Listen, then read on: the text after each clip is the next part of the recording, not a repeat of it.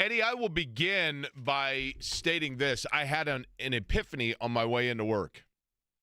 I had a realization actually last night that then I waved the white flag on this on my way in today. Sometime around, I don't know, as I was driving down Capitol, sometime around 30th and Capitol, it hit me. Like, gorgeous day, sunny, nothing's hitting the windshield. It's not like there's rain, no precipitation. Finally, I know it's a little chilly, but it's finally Jake, broken through. We see the sun, and that's when the epiphany hit me. It's 54 outside, but it feels like 61. 61. Okay. It does. I was expecting it to be a little more brisk than it is, but here's the easiest way to say this, and I am absolutely waving a white flag here, okay? Do we have the breaking news sounder by chance?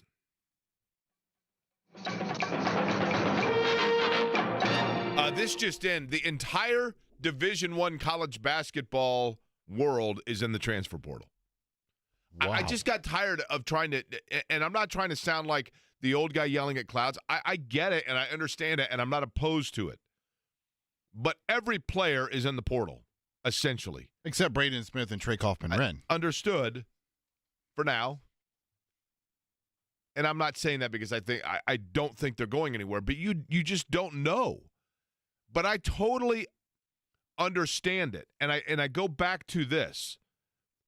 And there are plenty of things to talk about today, which we're going to get into. I mean, we have Pacers to talk about. We have another G League team that's coming into play tonight that we're going to talk about. You might want to start planning your route into the Indy 500 now to talk about. There's a ton to get to, right?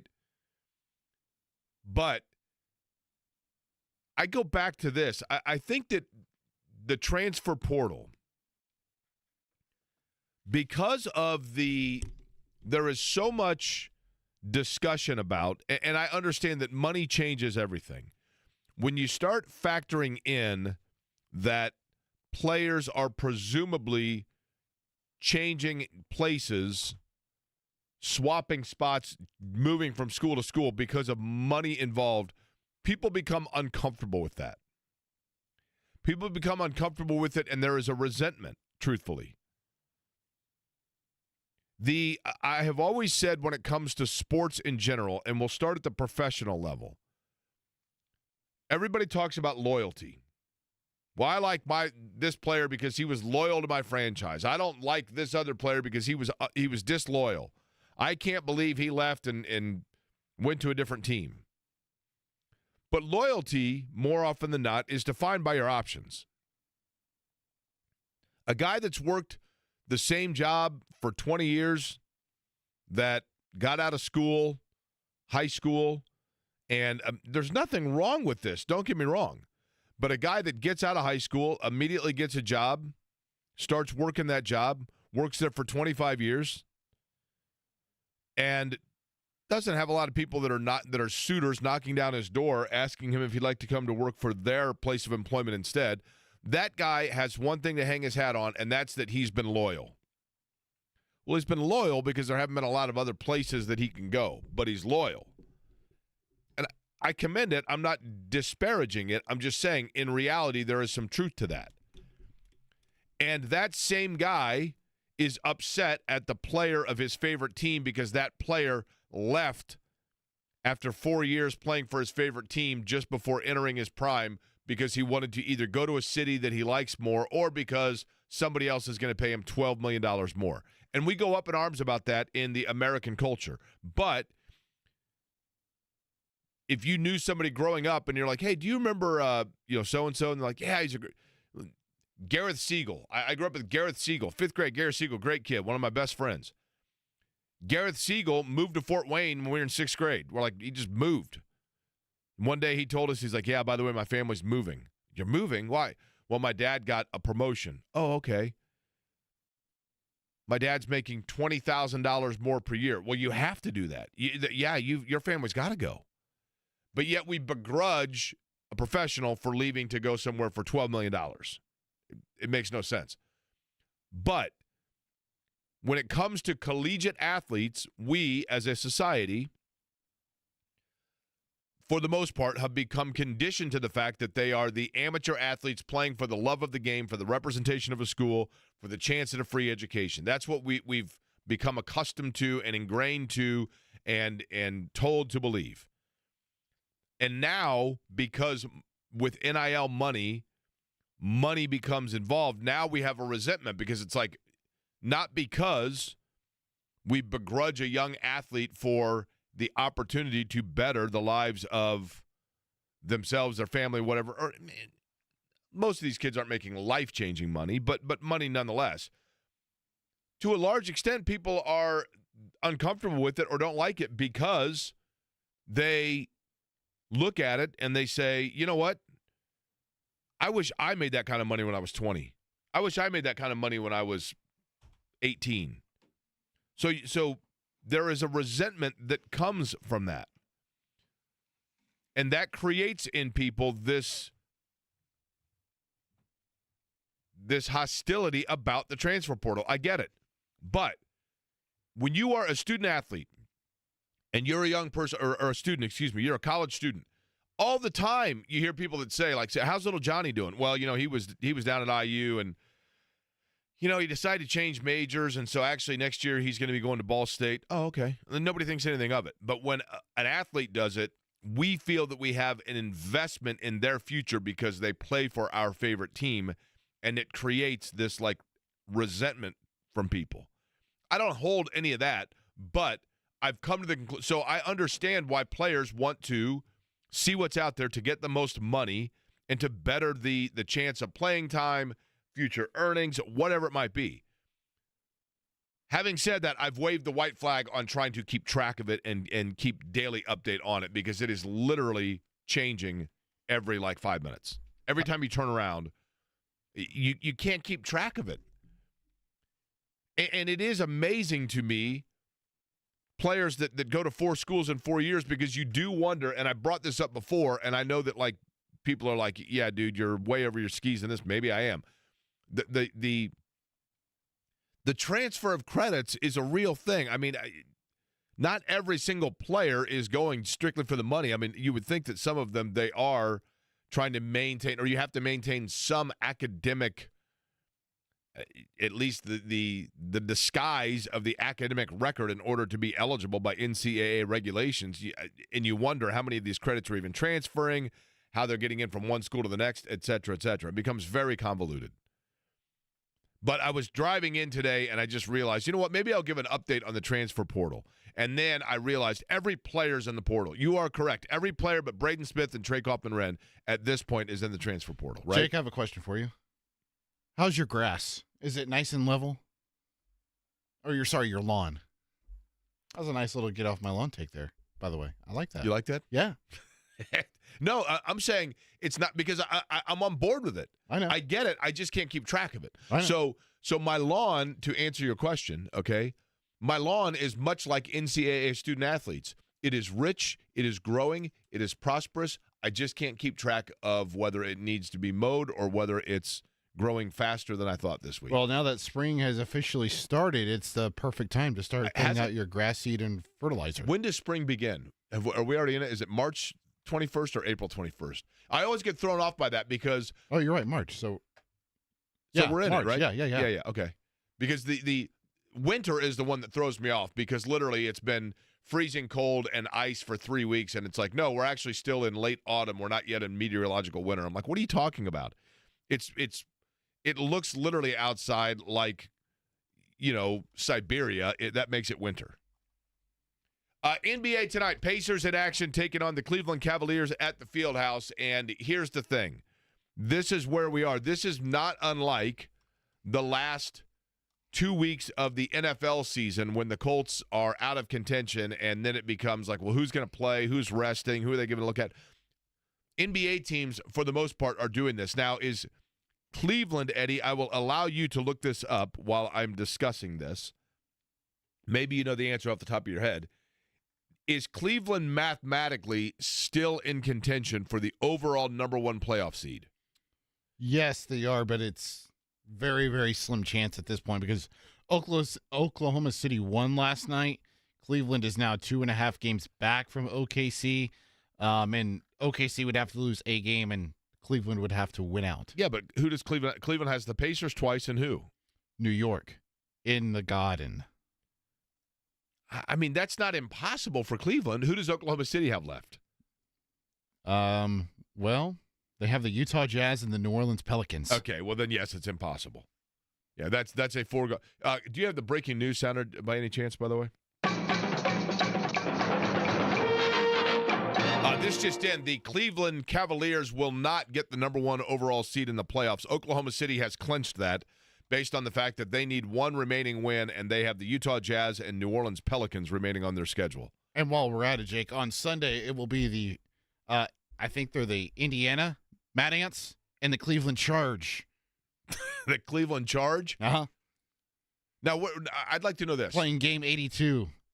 What is let me ask you, if you had to guess, what is the significance of the Cleveland Charge? Like, how did they come up with that name? I don't know. Well, it's a guy who looks like a Cavalier, but I'm sure they didn't just want to go with the Cleveland Cavaliers. So I guess the Charge meaning like the there's a group of Cavaliers, they're like a charge. Like like they're charging. Yeah. Yeah. Okay. That's their G League team? Who's the star of the Cleveland Charge G League team? Do you think there's a single player on that team that we're familiar with? Whether it be, like Lance Stevenson feels like a candidate for the Cleveland Charge. Okay. I'm trying to think of former 2025 guys or guys that have come through here that you thought like, okay, what was the kid's name? Joe Young feels like a candidate mighty for the Joe Cleveland. Young, yes. Feels like a candidate for the Cleveland Charge. Are there any players on the Cleveland Charge that you're familiar with? 2. Okay. Hit me. Just give me the names. Amani Bates. Okay.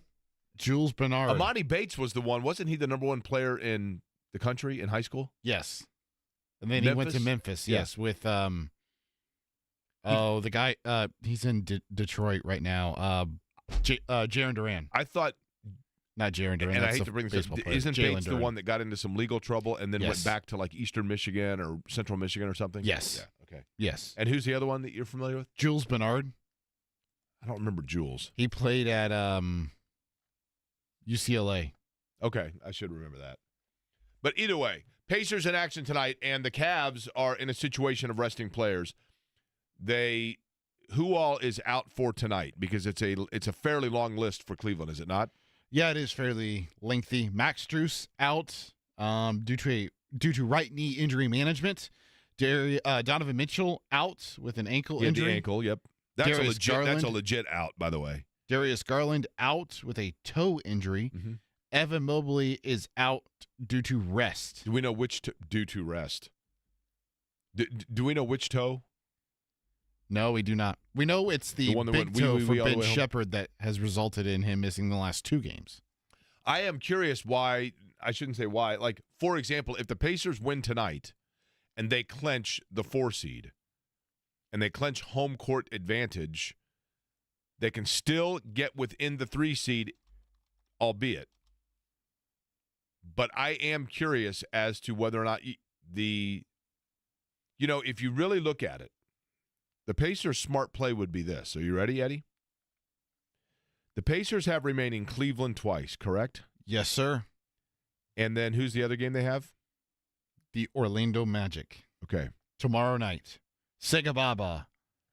Here's the thing. Cambridge Fieldhouse. Here's the thing.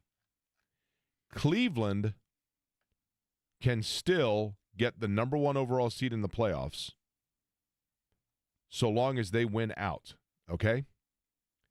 If they win out, that would mean that they defeat the New York Knicks. The New York Knicks have to lose out in order for the Pacers. I take that back. The Pacers would have to win out, would they not? Correct. Okay, that defeats my game here because I was going to say, would it be in the best interest for the Pacers to roll over, let Cleveland win tonight, let Cleveland go into New York with motivation to win so that you get the Knicks to lose and the Pacers, but if the Pacers lose tonight, then they are out of contention for the 3 seed. So my theory goes out the window there. The The Pacers, if they win tonight, then you wonder what they do against Orlando and Cleveland. Because, yes, they're still going to get 6 days off between the end of the regular season and the playoffs. But do you start resting early? They haven't done that yet so far. Most teams you look at are already starting to rest players. Indiana, obviously, knowing, even though the odds are very, very high that they are going to get that magic number of one, either one remaining win or a Milwaukee loss yet remaining on the regular season schedule, Indiana has yet to go ahead and start doing overall the rest principle, if you will. I'm sure that'll start taking place after tonight because especially if they win, right? Yes, they're 10-point favorites tonight. Yeah, but lest I remind you what happened with Washington? I know what you were saying with that, but with it tonight being in national television, I think there's going to be a little bit more of a juice from them early to play well. Is tonight a national televised game? Yes. So is it a 7:30 tip? 7 o'clock. It's not a 7:30? Correct. Because aren't those TNT tip. games usually 7:30 games? Usually they are, yes. So what happened there? I'm not sure. Okay. Yesterday, and listen, I'm going to be very clear because several people have asked me about this. And I am a freelance employee of not the Indianapolis Motor Speedway, but Penske Entertainment.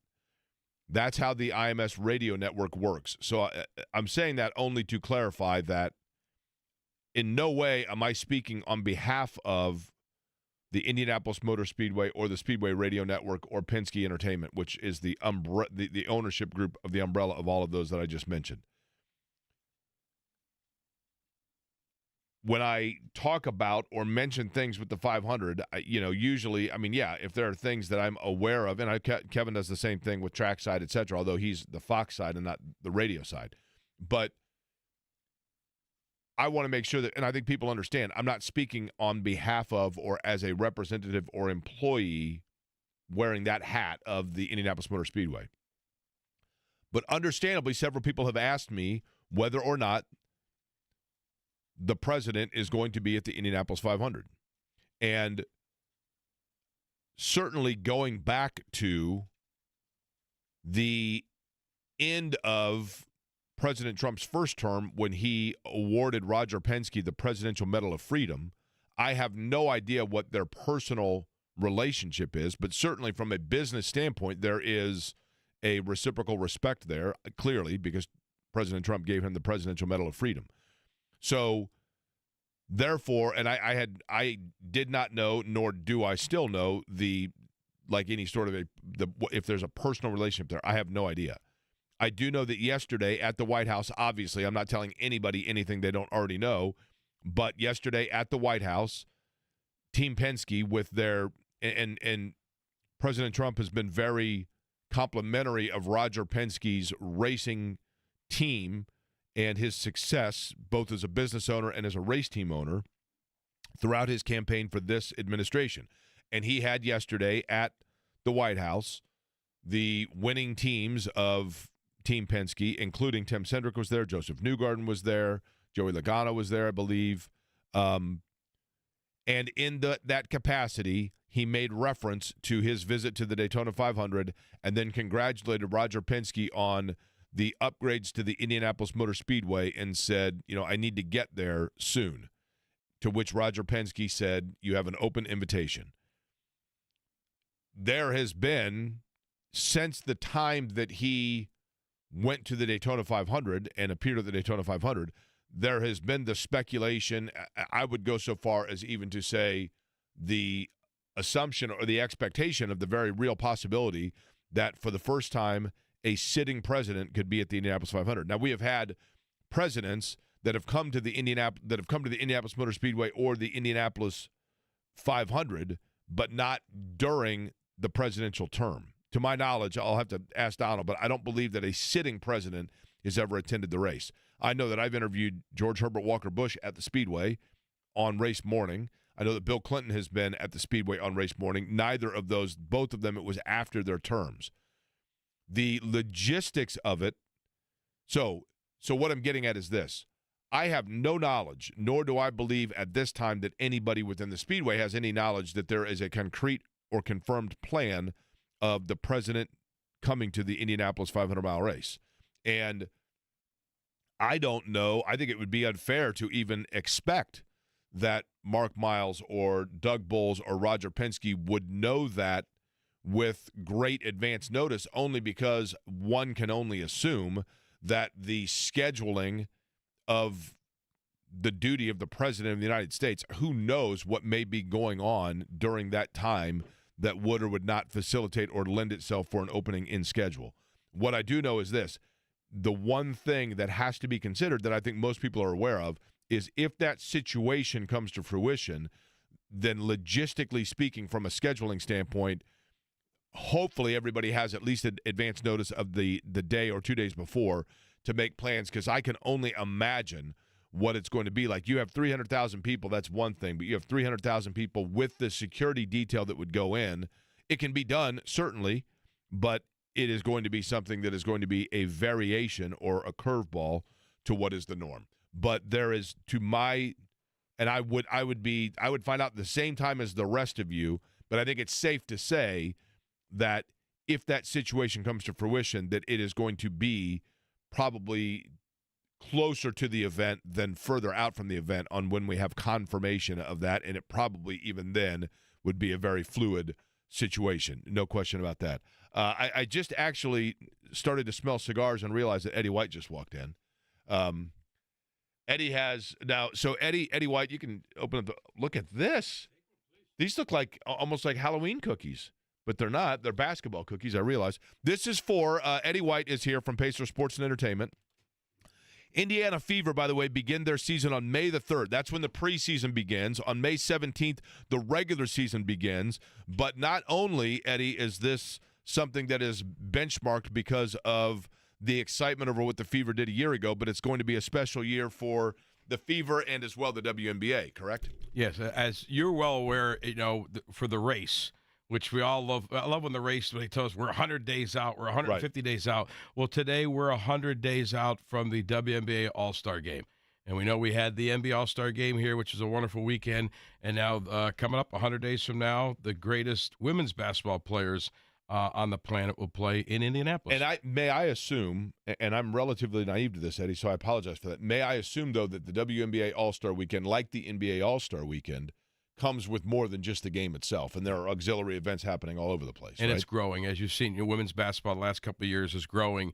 That weekend is growing, and there'll be activities pregame. And maybe a month ago or so, the Pacers announced a deal with Kevin Hart, and he's going to create some comedy and music shows around the community.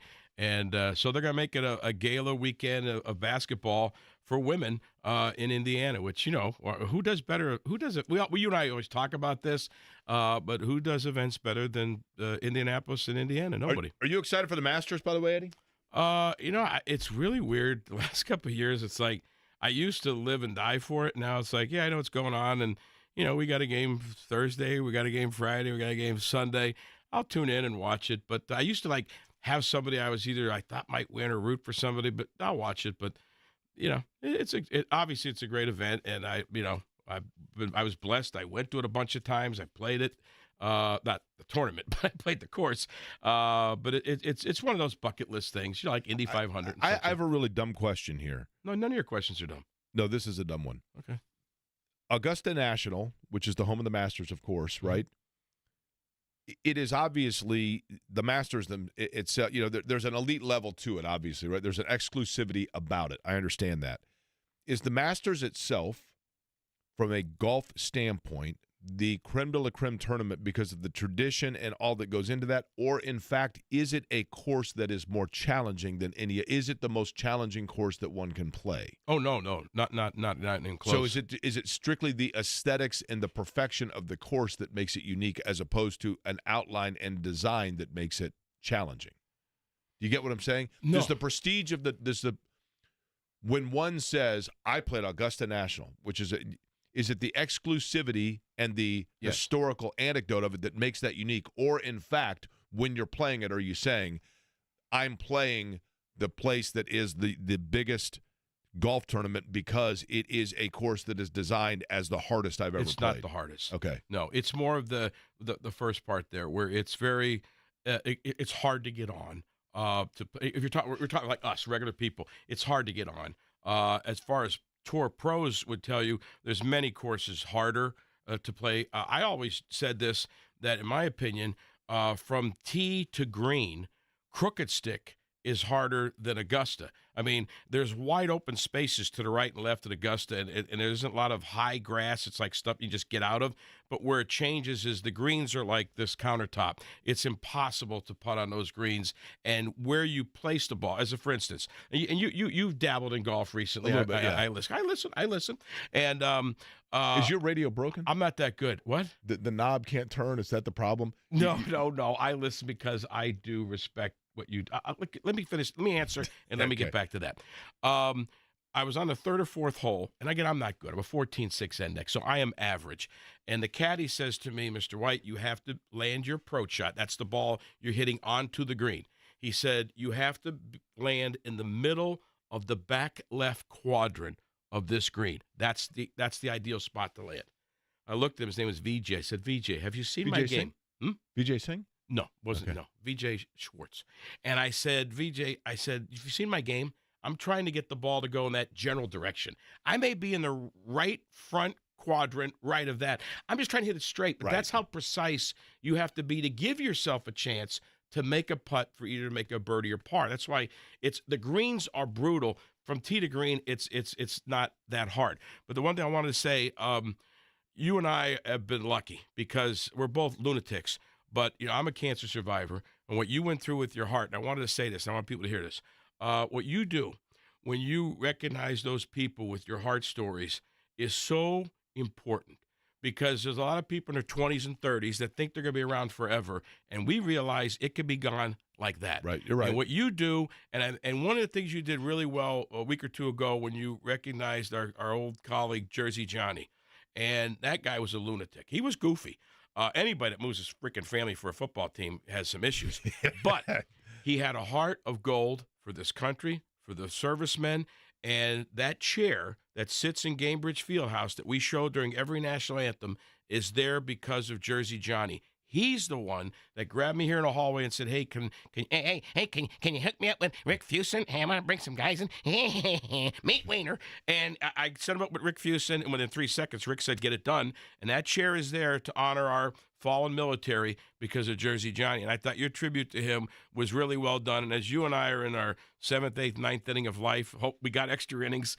I was going to say, I'm in extras at this point. You are in extras. I want to say that. Now, I still disagree with half the crap you say out here, but I know you text me. I like, yeah, no, I know. Well, and I like when you go, yeah, I got a text from a friend here. That's fine. But I want to say that I appreciate what you do for, because there's a lot of people out there that are suffering that listen, whether it's the morning show with their 700 people. I came in here this morning.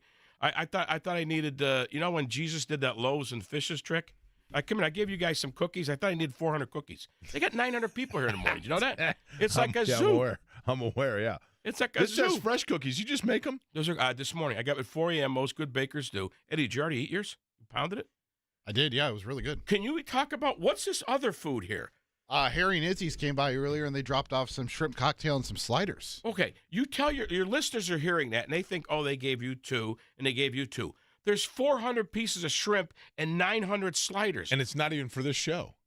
Who's it for? For the morning folks, I believe, right? They were talking about them this morning. Were they late for delivering it? So you guys got it?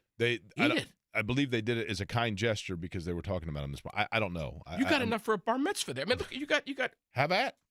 You think I'm not taking 1 or 2 for the road when I go back? Right. So I got to go rest because I got the world's greatest postgame. They got shrimp there, and then you mix in your cigar mantra, and it's smoked shrimp just by you standing close to it. Right?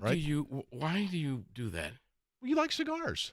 Hey, so I heard you. I was walking up and I heard you. So, so you announced Trump's come to the 500? Is that what I heard? No, I did not announce that. That's what I heard. No, you did not. I got out of my car and I had to listen, turn the TV off, the radio's off, nothing was on. I heard Jake Query, Donald Trump, going to be unbelievable. I'm going to be with Daenerys in 4, uncovered, so I get my tan, work on the I love being in 4. I love the number 4, very even number, love even 4. So he's coming. That's going to be great. I have no knowledge of that, honestly. Oh, you'll know first. They'll call you. They'll run it by you, won't right? They? I will say, can you imagine, though, Eddie, from your standpoint, working in PR, can you imagine the logistics, though, of the way that they're going to have to negotiate it from a safety standpoint? But he's been a couple other races. He went to Daytona. Well, I mean, how is their setup compared to ours? Half. I mean, ugh. Right? Hey, that's what the Yellow Jackets are for. We'll be fine. Bring the whole family. They're yellow shirts, Eddie. They don't wear jackets. They're yellow shirts. They don't wear jackets when it gets colder? They might wear jackets, but they're not yellow. They're yellow shirts. Oh, the so Yellow Jackets is at Georgia Tech. Oh, that's right. But the You got security. the Masters on the mind, right? That's the green jacket. That's right. So we got a but green Yellow jacket Jackets and are we in got Georgia. a yellow shirt. Now the winner of the 500 now gets a blue jacket. Why? They started that last year. All of the living winners got a Light blue blue or navy jacket. blue? Kind of a Sky blue? more of a navy. Yeah, more of a navy Like blue. a Notre Dame navy? And the inside of it, yeah, kind of. Why blue? The inside of it has like a checkered thing. Oh, that's cool. So and then they took a photo on the bricks of all the winners. Is blue a racing color meanings? Because you got like red means something, green means something, yellow. The blue flag with an orange slash through it. Do you know what that means? Hurricane? No. Tornado. If you are running in the Indy 500 and they show you a blue flag with an orange slash halfway across it, what does that mean? Hashtag racers and pacers? No, it means actually this. It means you got to step aside because there's somebody coming very quickly behind you is what that means, right? You got to basically let the person behind you pass. Just like for right now, we got to let Eddie step aside because we've got to get to a break. But we might continue with him. Eddie White here in studio. We'll see if he sticks around. A lot to get to. Mac Engel going to join us coming up 1 o'clock. There's news to talk about with the Colts, which is why we're going to go to Texas. See if you can figure that out. Max at 1. Indiana Donor Network and Donate Life.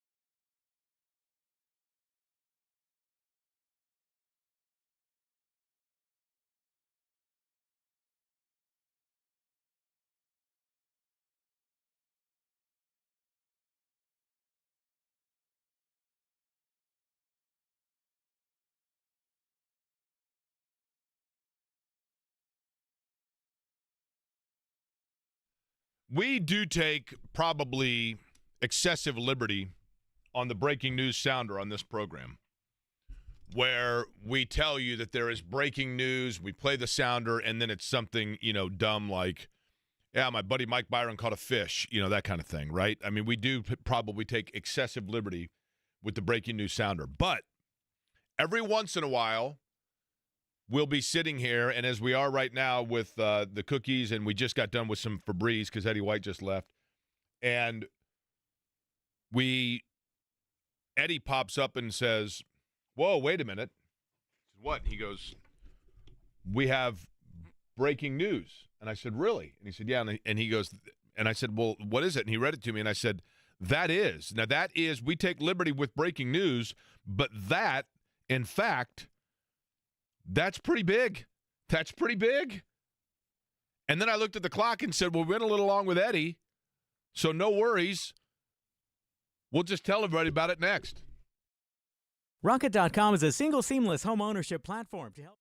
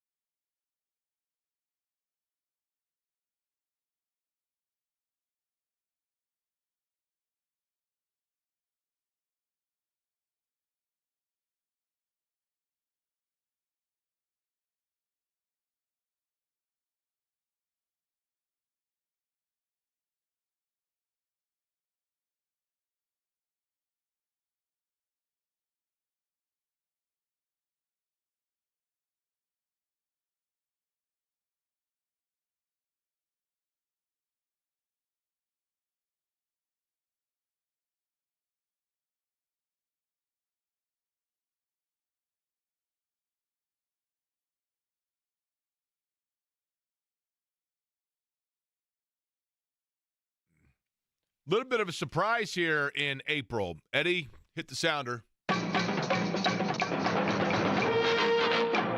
Midway through his 4-year, $22.5 million contract that made Matt Gay the recipient of the largest free agent kicker signing in NFL history, the Colts have released the man who hit 50% of his field goals from beyond 50 yards.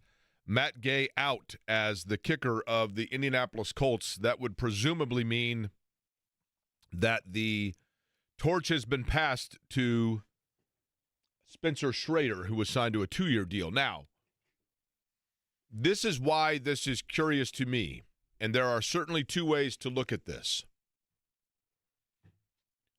One would be, hey, kudos for acknowledging or recognizing an area where there was change that needed to be made.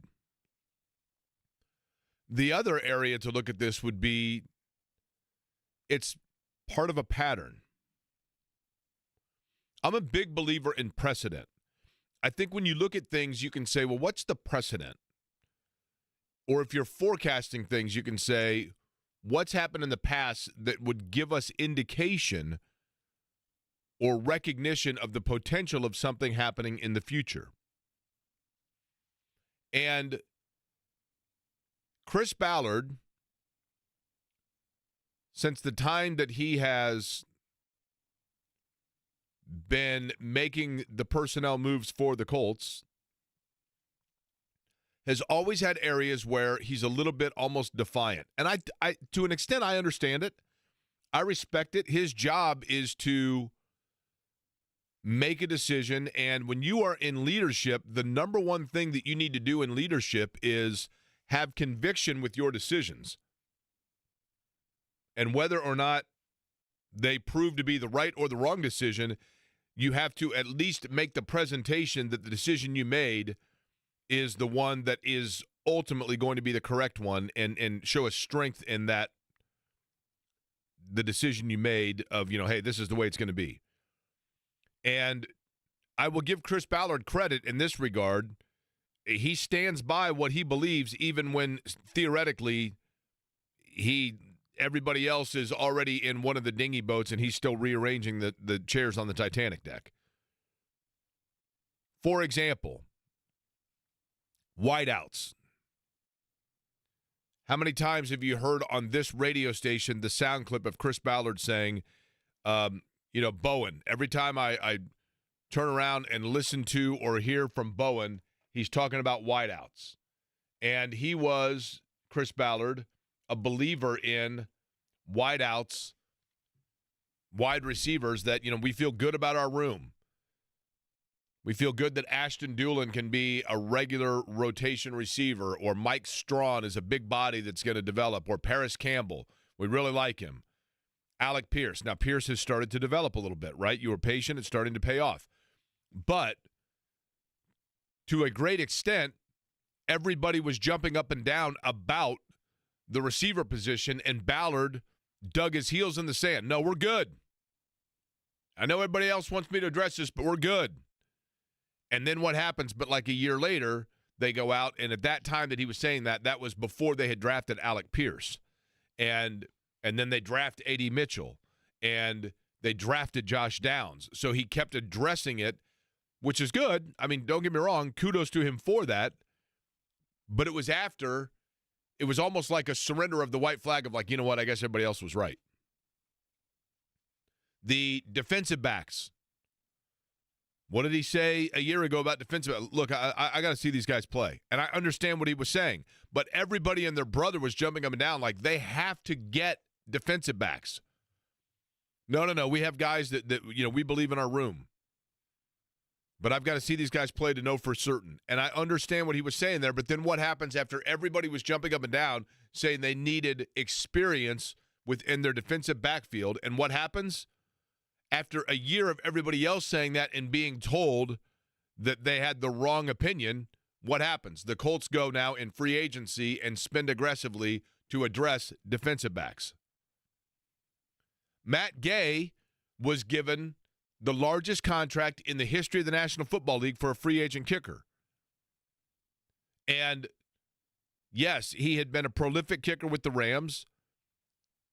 I will give him credit for the fact that he has been open about the fact that he had some mental health challenges earlier in his career. I'm not saying in any way, shape, or form that affected his kicking, but he has said that he went into depression and that made things difficult, and I commend him for being open about that. But either way, he lands with the Colts, and then the inconsistencies were there. And he was missing some kicks both in preseason and in games, and each time that he was brought out to kick big-time kicks, more often than not, I shouldn't say that, it's literally 50-50, but he would miss kicks. When you are a kicker, you're very rarely remembered for the kicks you make. Adam Vinatieri's remembered for the kicks he made. But even Adam Vinatieri is somewhat remembered in Indianapolis for the kicks he missed in the end. Need I even mention, like in Buffalo, for example, right? Scott Norwood, poor guy, remember for one kick, right? Everybody was saying when Matt Gay was struggling, like, what's going on here? This guy got $22.5 million. Why is he not hitting kicks? And Chris Ballard was pretty defiant. Look, he's a good kicker. He's a good kicker. Everything's going to be fine. He's a good kicker. I know. I see it. I know. I'm aware. I see the practices. He's a good kicker. And we were told that we were wrong in thinking that maybe there was the possibility that Matt Gay is a place where they could make a move and move onward from. And here we are, once again, the precedent. The reason I mention all of that is because, and I understand that he has to be, but what's the most important position in the National Football League for any team, Eddie? I'm sorry, what? I was burping, and I was focusing on turning my mic. What's the most important position in all of sports as it relates to the NFL? Quarterback, 100%. Okay. And what's the position that there are starting to be rumbles in Indianapolis about whether or not they have the right guy at that position that they finally decided to put their future in the hands of? Quarterback. And yes, they went out and got Daniel Jones. And everybody was saying a year ago even, gosh, is this the guy? Is this the guy? And the Colts then benched Anthony Richardson, but they still put their organizational support behind him. I understand it. But I'm a believer in precedent. I'm a believer in looking at the future of things and trying to forecast them based on what has already taken place and based on patterns of what you've seen before. And if you look at the wide receiver position,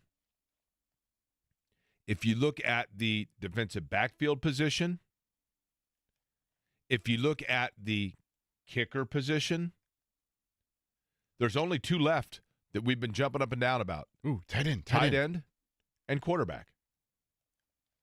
And in both situations, we've been told we like our guys. We like who we have. We believe the foundation is there. But does this again now give us precedent to believe that while Chris Ballard may tell us that, and I understand he needs to publicly, that the forecast tells us that that doesn't mean it's a certainty? It definitely feels like tight end is a position they're going to address this offseason via the draft. One would assume. They haven't necessarily said that. But it feels like a fait accompli because when you have 5 tight ends that are the same guy, you got none.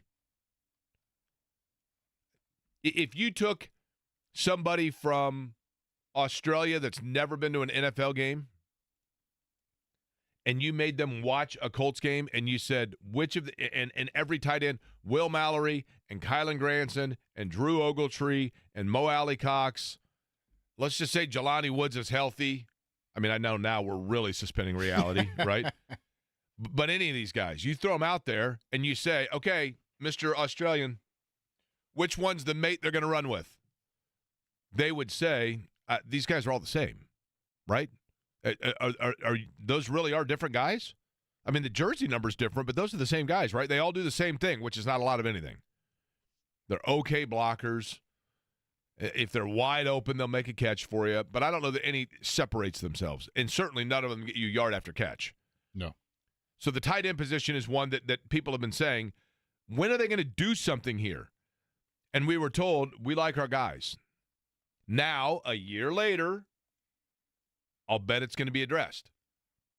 Kicker position. Hey, is there something going on with Matt Gay? We like this guy's a good kicker. He's a good kicker. I mean, I see him in practice. He's a good kicker. And yeah, he did have like a hernia. Hernia. That just sounds uncomfortable, doesn't it? Yeah. Isn't that the netting of your junk? Isn't that what that is? Isn't that what that means? It's like gutter guard for your junk, right? It's more of in your stomach, your abdomen. That might be right.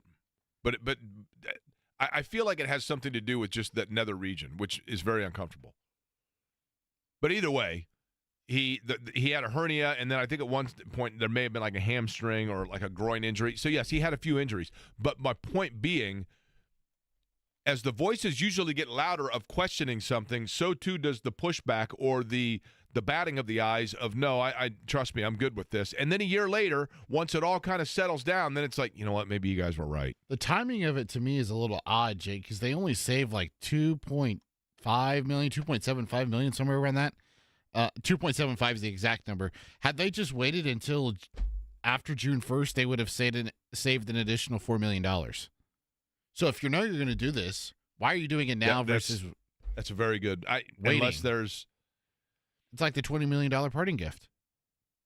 25, wouldn't it? Well, it's all the same, right? Once you get above 20. Yeah, it'd be nice, wouldn't it? That's my dream in life. 20, 25, 26, who cares? My dream in life is to get a $25 million parting gift anywhere. Bring it on, right?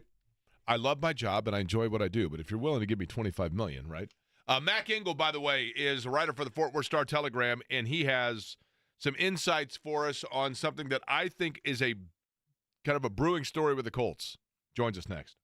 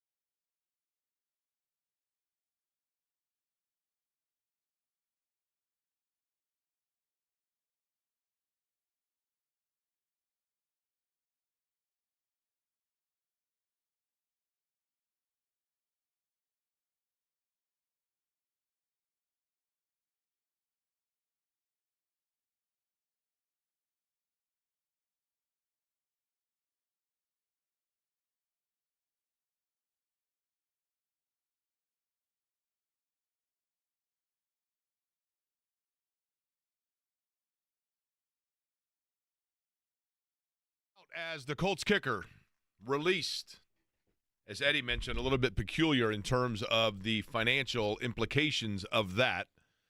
We'll get more into that over the course of the show. Pacers and Cavs tonight taking on the Cleveland Charge, as the Cavs now already are starting to rest players because it is very, very unlikely that they would surpass Oklahoma City for the number one overall seed in the NBA playoffs, but they have locked in the number one seed in the Eastern Conference playoffs. And the Colts yesterday had a workout for a guy that I truly believe is very much on their radar. And it's interesting because it's not a position that one would assume is something they're looking to fill the void for in the upcoming season. But it wasn't raining when Noah built the ark. That much we know. Here to talk about that and more, he is from the Fort Worth Star-Telegram. He actually was the 1985-1986 Engel Backyard Nerf Football Most Valuable Player. He also was the lone voter for the award. And the author of Mac's movies back in the day. Mac Engel joining us on the show. Mac, how are you? You got my highlights. I'm great. You got my career highlights right there. I do appreciate that. You were the two-time MVP, weren't you? You had by the way, and I know I've mentioned this before, and I realize that we're speaking to like 9 people that can relate to this. Right. but you had the world's greatest backyard for football. Oh, perfect. It was the perfect backyard for kids football because it was kind of narrow. It wasn't that long. You had natural boundaries. I mean, I go back, and my parents are still there. I go back and I marvel at the unintended brilliance of that yard. Yeah. In its ability to play a baseball game, throw a baseball, or play football. And you mowed yardage lines into it. I did. Yeah, God, I totally forgot. I really nerded out on that one. Yeah, I really got into it. And I remember, when we went back there with the Love Brothers and all those other sometimes I have really fond memories of how seriously we took all that. It was great. I mean, it was great. It was It was, and one of the things, Mac, that I recall about being a kid, and I think this is relatable to about everybody, we played backyard sports based on whatever the time of year it was. You know what I mean? I remember you beating me. I was so angry in high school once. You beat me in a game of 21 across the street from my parents' house. But we would play basketball in the basketball season. We would play football in the fall, and then we would do like home run derby stuff in the summertime. Yeah, I mean, we literally mixed right. it up based on whatever the season was, right? Yeah, and it's changed so much. And I know, we've all got friends who have kids, and I've got a daughter, and nobody does that anymore. Nobody. It's all organized. It's all paid for. It's all scripted. It's all very parented.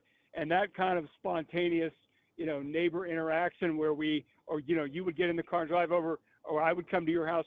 No one really does that anymore. And it breaks my heart to tell you the truth, but those are great memories, of just spontaneously and impromptu, hey, calling your house, you pick up a wall phone, and then I come over there and we play basketball for 2 or 3 hours and don't even think anything of it. And no one does it now. And I don't know if you know this or not, Mac, and you tell me, I'm assuming it's probably even worse in Texas, but I don't know if you know this or not, but I find this fascinating with travel baseball now in particular, okay? In this right now, currently, I can tell you, as a radio host in Indianapolis, I can assure you and tell you this with 100% certainty. There are 1,178 fourth-grade kids in Indianapolis right now that are all ranked as the number 3 hitter in fourth-grade baseball, nationally speaking. And that doesn't even throw in the 212 9-year-old point guards that are the number 3 point guard in America for the class of 2031. You know what I mean? It is just cash, and it drives me crazy. And I don't know if you talk to I was talking to Matt Ryan a couple of weeks ago, and Matt is retired now. He played his last year of the Colts, and he's living in Atlanta full time, and he's got twin 7-year-old boys. And just out of nowhere, I don't know why, I asked him about raising his kids in sports, because he talks about the importance of playing multiple sports, and it's what he did, it's what you did, it's what millions of kids do. And he said, I don't know. He said, unless you were a genetic freak, I don't know how you can avoid specializing now. And now the problem is you have all these parents who buy it. Like, oh, my kid's ranked 6th. According to who? Yeah. I mean, really, it's stupid. And it's just money out the window, and a well-meaning parent doesn't know what they're doing. Yeah, every kid's ranked 6th. That's the thing. Right. Right. Okay, Max, so talking about quarterbacks with the Colts, Yep. Matt Ryan, I wanted to bring you on because you can add some perspective here. I really do believe, and I'm not saying that this is unique to the Colts, but during the Combine, the name that I kept hearing when I was talking to people in relation to the Colts was Quinn Ewers, that the Colts don't sleep on the possibility of the Colts, say, in round 3, taking a hard look at Quinn Ewers. And yes, the Colts right now still are trying to work on Anthony Richardson, and you have Daniel Jones, but they just got rid of Sam Ehlinger, another Texas guy who left and went elsewhere. Tell me about Quinn Ewers and whether or not you think he could be a legitimate NFL project/prospect. Well, I think about this, and I followed him for a long time, and this has been scripted since he was about a freshman or a sophomore in high school, and he went to a Texas high school power in Carroll. That's the school that produced Chase Daniel and a lot of other guys. And when Quinn was there, he was the chosen one, and this had a plan.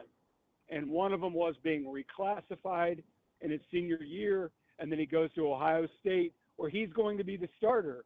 And only they find out relatively quickly, yeah, you're not the starter. You're going to have to earn. You have to beat a guy out. And he didn't. So then he transferred to Texas. Now he got all these NIL deals, and he was way ahead of the game. He was like the first one, not quite a guinea pig, but close.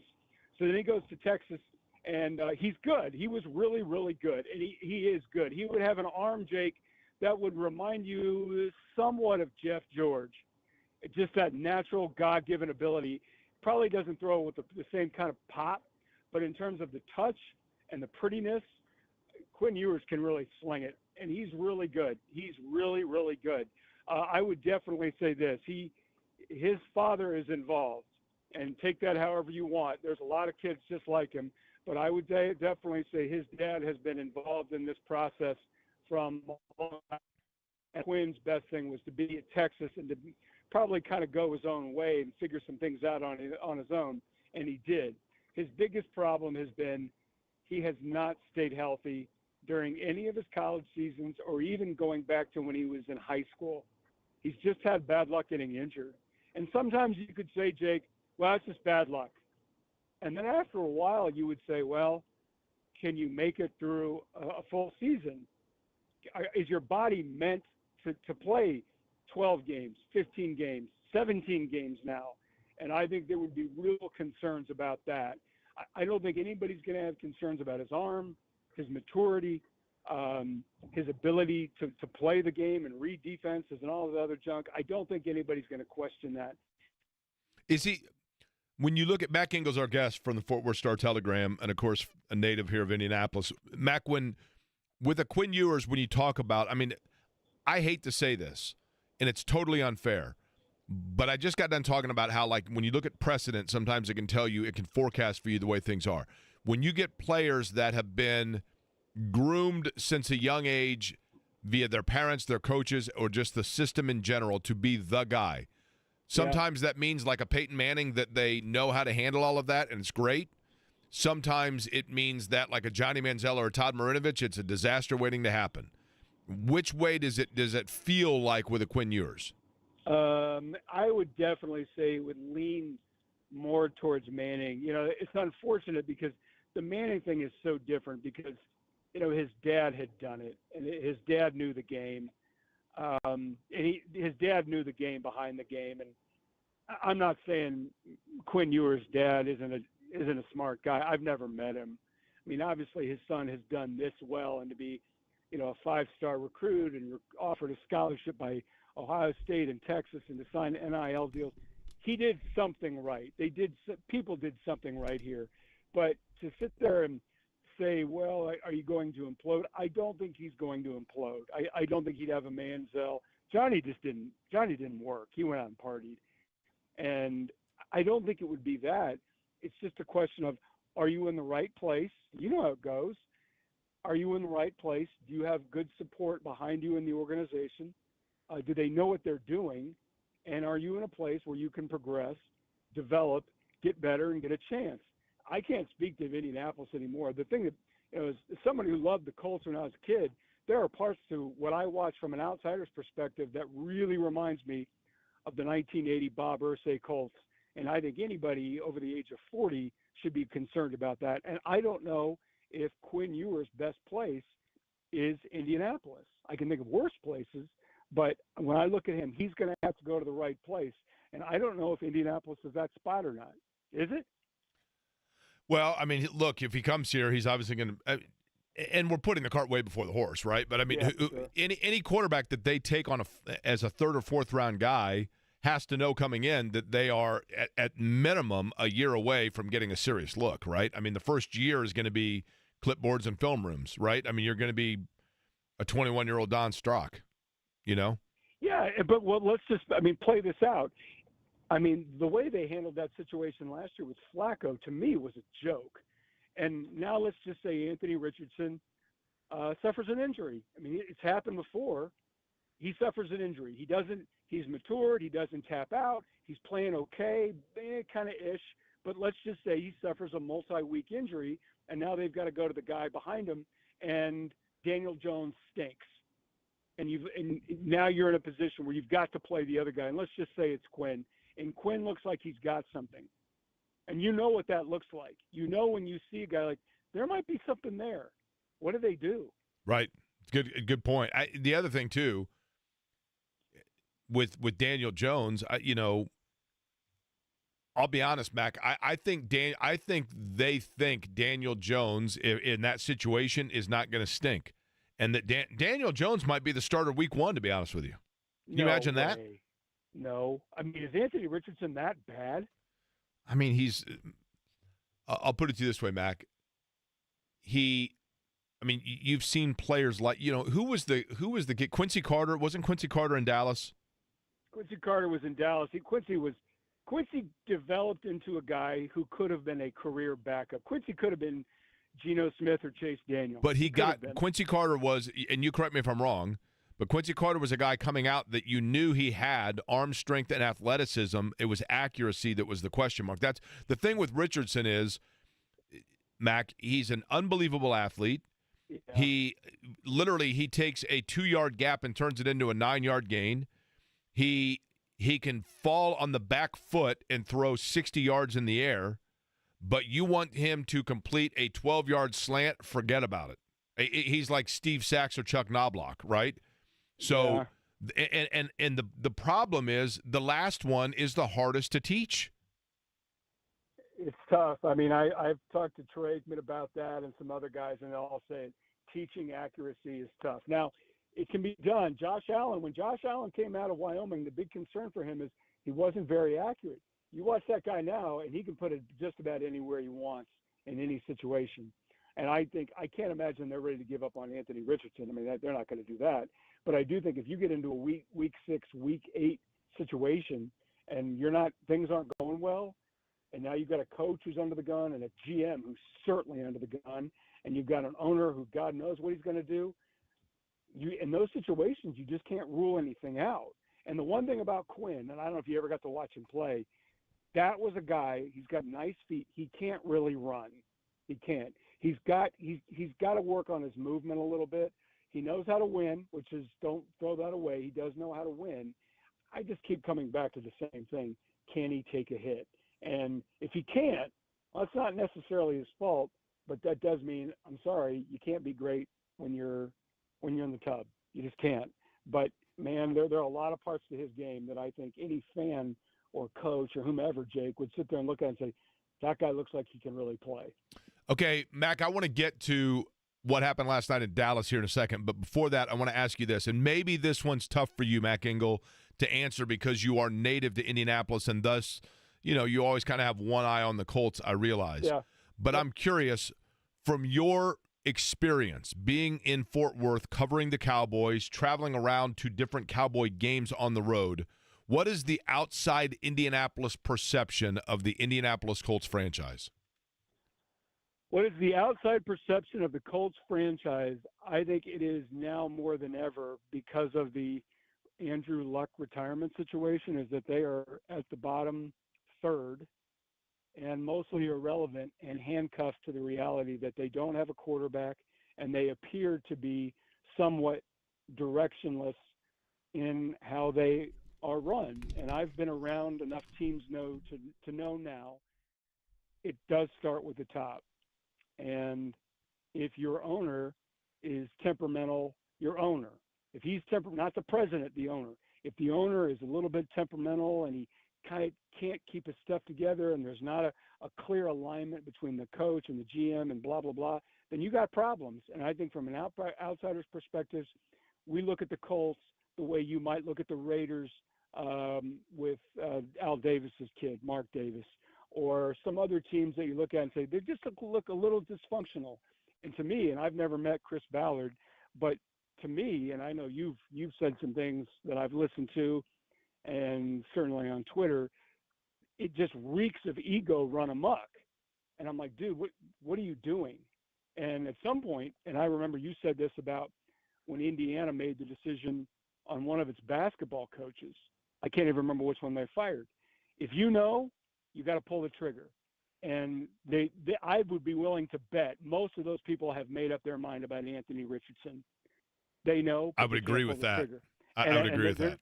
Yeah, and they're not going to pull the trigger because they don't want him to walk out the door, and then he's going to go be Lamar Richardson someplace or Lamar Jackson someplace else.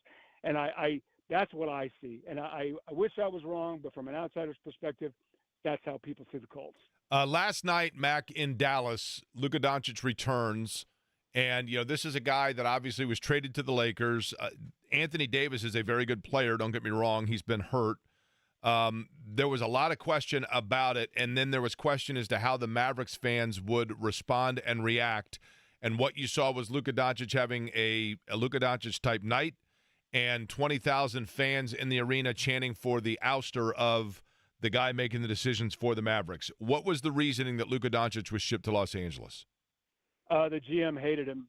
I can't. I mean, I know that's a harsh word, but the GM was just tired of him. And the GM, because Mark Cuban has nothing to do with the team anymore, he has very limited shares of the ownership of the franchise. The GM was tired of him. The owner, who does not live in town and doesn't know anything about basketball and would tell you that, put his full faith and trust in the GM. So if the GM came to him and said, listen, we got to move this guy now, then the owner said, okay, you're the basketball guy, so make the decision, you make the deal. And that's why he did it. And unlike when Peyton Manning came back to Indianapolis when he was with Denver, there wasn't an optimistic swap here. Nobody in Indianapolis wanted to see Peyton Manning go, but they understood it because of age and injury and the fact that you had Andrew Luck sitting right there. Everybody could rationalize their way through it. This one, it's more like, wait a minute, you did what? You traded an all-world player for a 32-year-old guy and one future first-round pick and a guy named Max Christie? That's all you got? And I've never seen anything like it, Jake. I don't know if I'll ever see anything like it again. For what reason did he not like Luka Doncic? I mean, I will say, I watched the Laker game, and Luka Doncic was chirping to fans in the front row. I get that. But then, but Luka Doncic was acting like a 10-year-old in the game that I watched, and I'm sitting right there, right? That doesn't make him a bad player or a bad guy, but I'm curious what you think was the source of that rift. I think the source of the rift is that the general manager was a Nike guy for a long time. He had been an executive with Nike, and he developed relationships with the top AAU players that they were trying to recruit to be Nike players. Kobe Bryant, Anthony Davis, Kyrie Irving, all those guys. And Nico Harrison, who's the GM, his idea was your best player has to follow this model.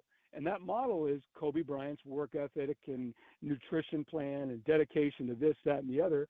And Luka is a European. And the Europeans look at Nikola Jokic and some of the other ones, they just do it differently. And his attitude was, you can't be doing this and this, otherwise you're going to keep getting hurt. And from what I understand, there is considerable fear that Doncic, unless he changes a few things, is going to suffer a catastrophic injury. He might. I mean, he falls down a lot. He's a big man. He probably carries a little bit too much weight. And I get all that. And my frustration was he's 25, 26 now. You've got 4 more years before he hits that real big number in 30. why would you? And to trade him for so little in return, when you look at what the Minnesota Timberwolves got or had to give up to get Rudy Gobert, and you're like, that's all you could get for Luka Doncic? And Anthony Davis is awesome. He's great. But I'm sorry, dude. You're going to have a hell of a hard time talking me into this one. He just didn't like him.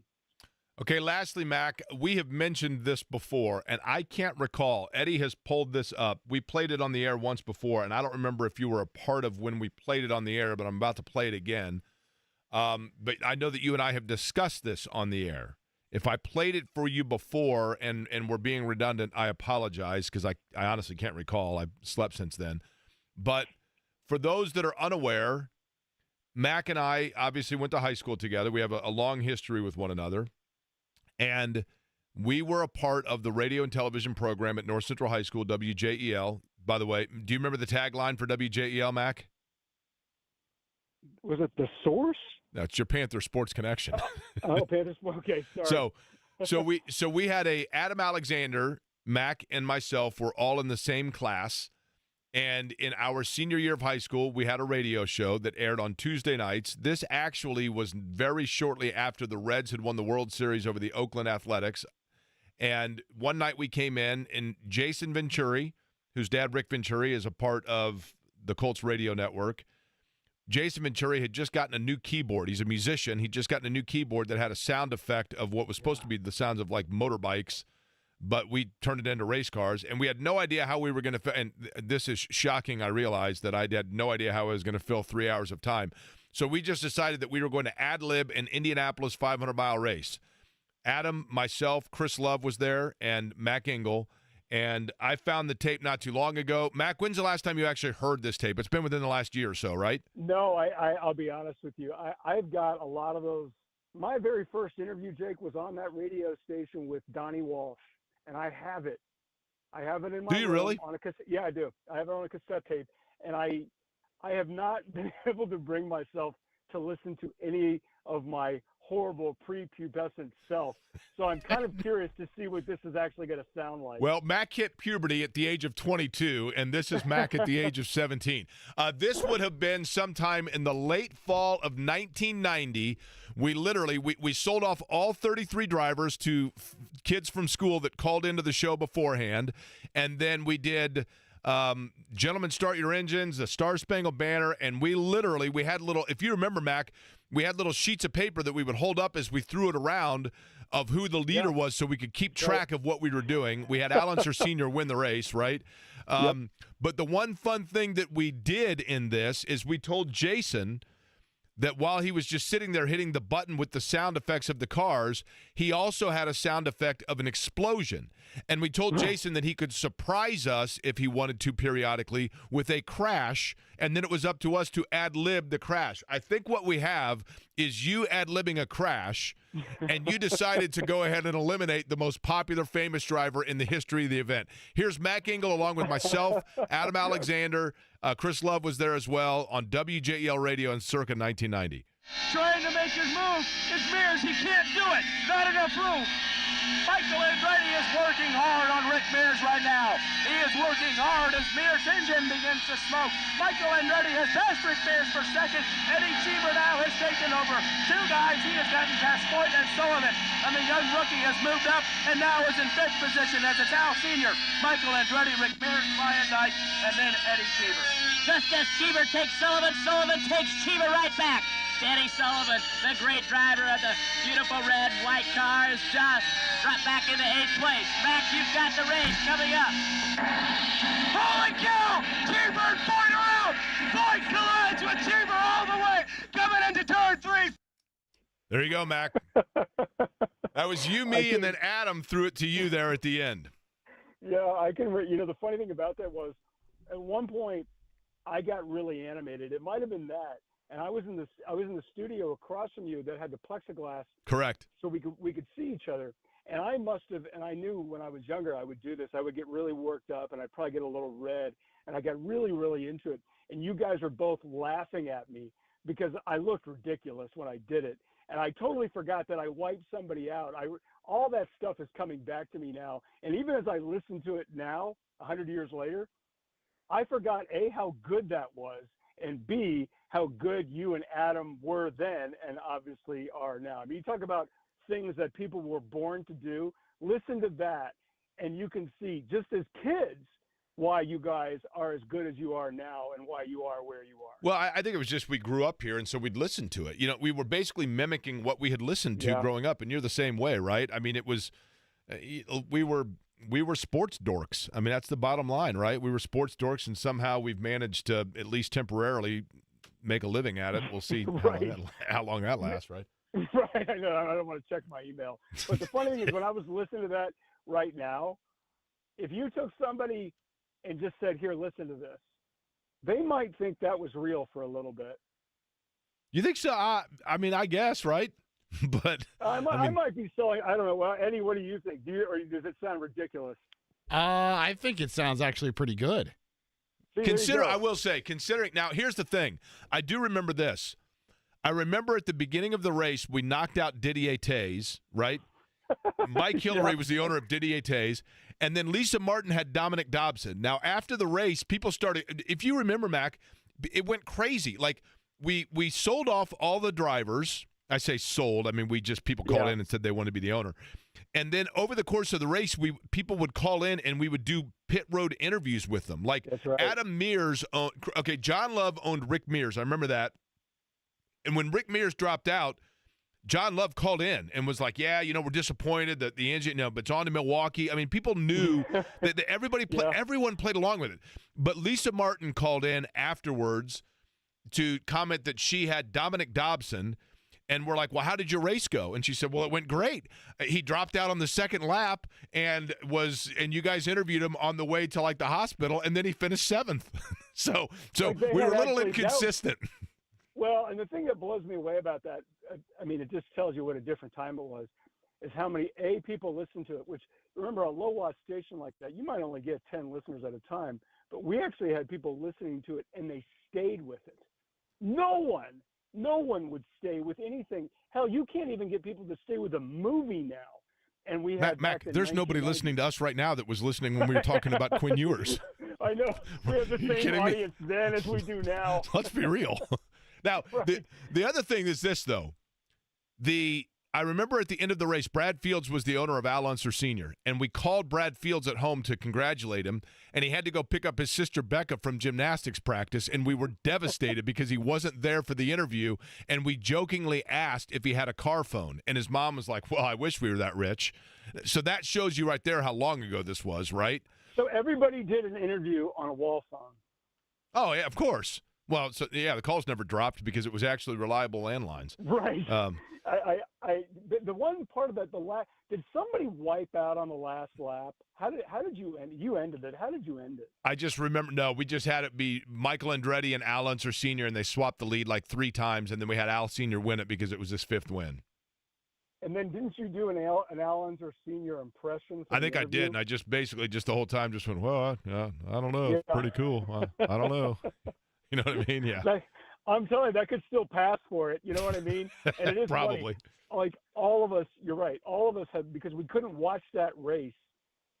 We couldn't watch, if you lived in Indianapolis, you couldn't watch the race on television until that night or a week later or something? Yeah, it was that night. And by the way, Mac, we still strongly encourage everybody to continue that tradition by listening to the broadcast of the Indianapolis 500 mile race. You're damn right. And they probably should do it more. That's right. But the thing that everybody knew that language, the 3 of us, because we listened to it on the radio. That tells you how old we are. Thanks. Yeah, sorry. Thanks. Well, imagine I'm reading a newspaper, for crying out loud, Mac. Oh, all right, God, how you like me now? I'm cutting edge. I'm like the beeper, brother. Just give it a couple of months. It's going to come back. I'm really confident. I've recently signed up for the Pony Express. I'm very confident that's going to hit any day now. So don't worry. We're going to make a huge comeback. All right, Mac. Next time we need you on, I'll hit you on your Yahoo account. All right, sounds good. Check me on Yahoo or AOL Messenger, too. That's right. Mac Engel on the program. Appreciate it, Mac. Mac Engel from the Fort Worth Star-Telegram. Pacers in action tonight. We had mentioned that, and we're going to talk to Tony East about what's going on at the Fieldhouse. and the race in the East where the Pacers stand. We'll do that in 30.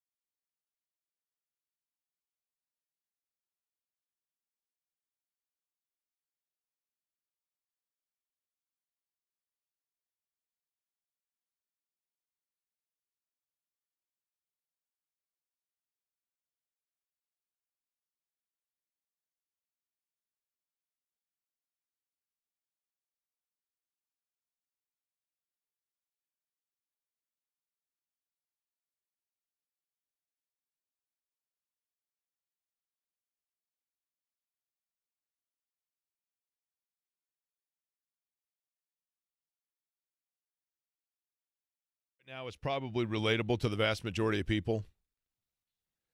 Couple of things here. I want to know if I'm the only one that this happens to. Number one, I know it.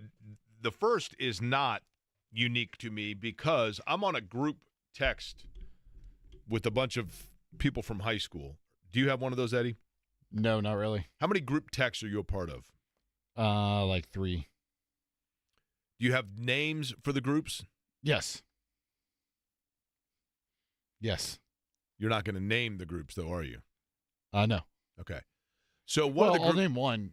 One is the UND Degenerates. Okay. Well, that speaks for itself. Yeah. Although it does appear redundant. One of the group text that I'm on is a bunch of people that I went to high school with, and one of the subjects today was, does everybody have that one person in their office that somehow or another infiltrates into your calendar on your phone, and then you just get a thing that like tells you that somebody in your office is, has a dentist appointment, and you're like, well, okay, why do I? Sure, okay. So today I got one of those from someone that works within the company here. Oh, and I was like, what in the world is this? And then I ended up getting that figured out. But there are 2 other things right now currently that I'm going through that I don't think make me unique. I would imagine that most people go through this. Well, one of them, about every 6 weeks, J&V went through this about a month ago. Now it's my turn in the rotation. I'm locked out of my email because we have your email account, and then to get into your email, so I had to change my password. No problem. I did that. But then once you change your password, then you have the verification account, right? The authenticator, yeah. Right. The authenticator doesn't recognize the new password from the changed account. So now you're having to authenticate, but when you are putting in your password for the authenticator, it no longer recognizes, for whatever reason, that password. And so it's saying, no, you have to reset your authenticator password, so we've emailed you a link. Well, I can't get into my email. That's the whole point. So that is a whole quagmire in itself. So not only now, from a work standpoint, can I not send emails, I'm emailing everybody all kinds of stuff, and then they're like, well, I don't know what you're talking about. I'm just shouting into the abyss is what I'm doing. I'm yelling into the Grand Canyon, and no one's hearing it, Hello, right? hello, Yes, that's exactly what I'm doing with my emails. But then the other, so with that, and I'm convinced of this. I'm absolutely convinced of this. Do we need another chipmunk?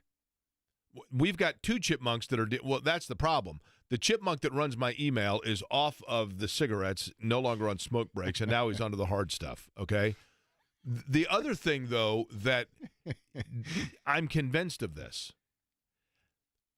I am relatively convinced that there could be a nuclear war, and like one of those Will Smith movies or whatever actor you would like to airdrop into this scenario, I am convinced that I could be the lone survivor of a nuclear war. Literally, I'm the only. This is literally like just imagine a science fiction drama or a movie. We've all seen there's probably 10 different movies like this scenario, but I have almost a recurring dream of this, that I wake up and I look outside, and it looks like, that movie that scared everybody in 1984 called The Day After or whatever it was called. And it's just this nightmare. It's not even Zombieland. It's not even the zombie apocalypse. Literally everything is just frozen over, and life has come to an end. And I'm literally the last human being on Earth after some sort of a nuclear war, okay? And in this exact circumstance, and of course I was a doomsday prepper, so I've got my bunker full of nothing but canned goods, not because of a nuclear war, but because once there was supposed to be 7 inches of snow in November. So I've got all that, so I'm good in that regard. And the zombie apocalypse, too. And and in anticipation of that, which never came to be because everyone's died but me. And I managed to live 6 weeks by myself on nothing but, canned fruits and Twinkies. And then all of a sudden one day I hear a noise. I hear a noise off in the distance, and I think, what in the world? And it's beaming and bouncing off the walls, this sound effect. And I go in and I realize, oh my goodness, I think my computer just dinged at me, or my phone just dinged at me. And I look right there, and that's when I realize I have an email from the Chicago White Sox because I purchased a ticket from them 27 years earlier. I can't tell you. Somehow or another, I can't get any emails right now. I can't email anybody out. But even though I have unsubscribed 19 times in the last 3 days, Major League Baseball teams are the most – I'll give them credit. They can't market their stars for jack, and nobody knows who the starting catcher is in any All-Star game since Lance Parrish and Gary Carter, but they are absolutely stalkers when it comes to sending you emails if you've made the mistake at any point in your life of going to a team website to buy tickets. Kind of like the NFL in 2 weeks, Jake. You're going to be at the draft, right?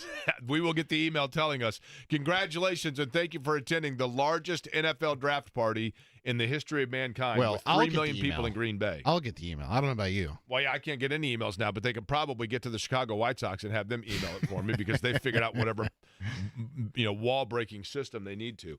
Big news with the Colts. We'll discuss who's out on the other side.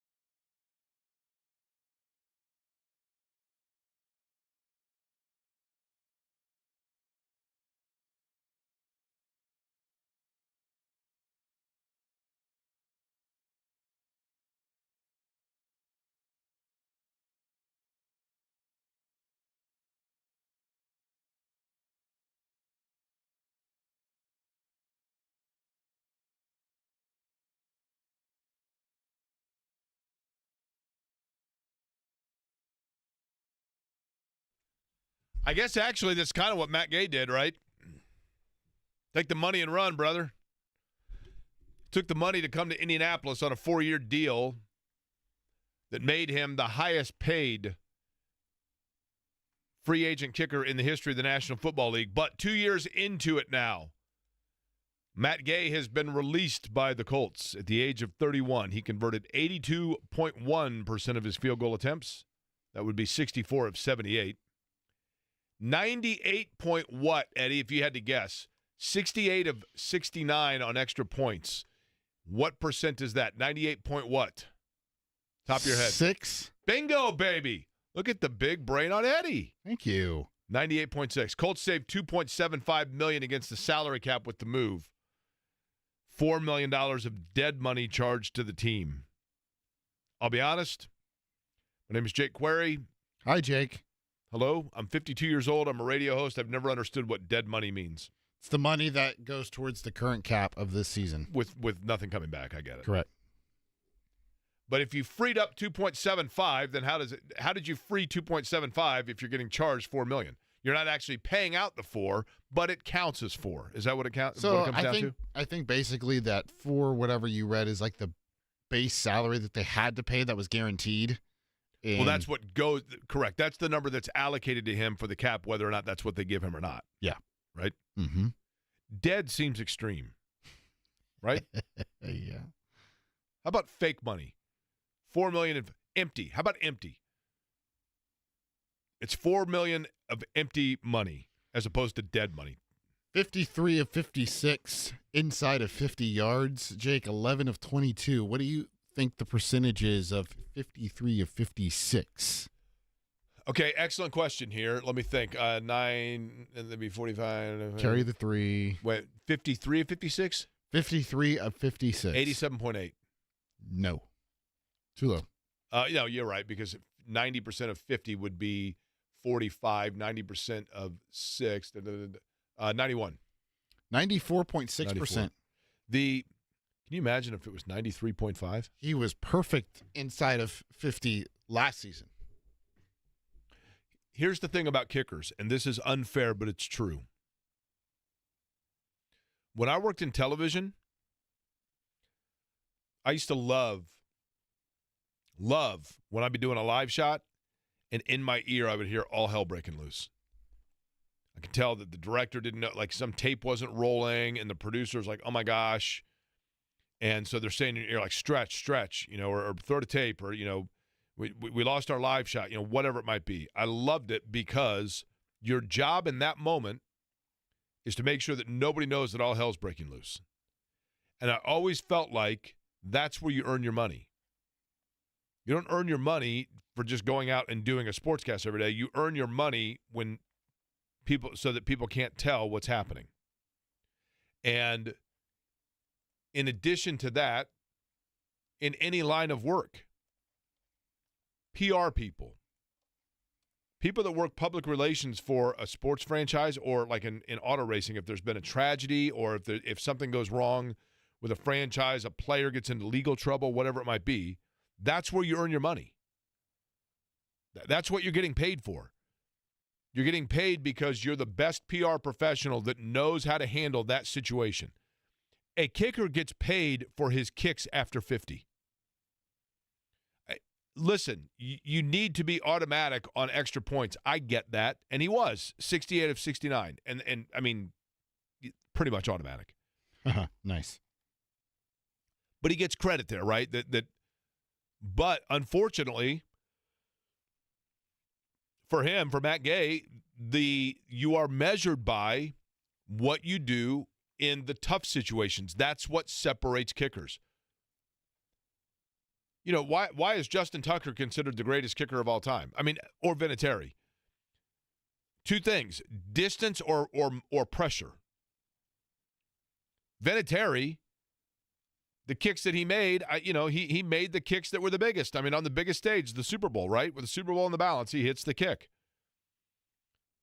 Truthfully, for the first 3/4 of his career here, Mike Vanderjagt, the reason that Mike Vanderjagt had a year where he did not miss a single kick. Think about that. He hit every single kick. And he hit 2 of them in Denver from beyond 50 in the snow with the game on the line. I mean, massive. Huge. But he's remembered for, obviously, the final kick here.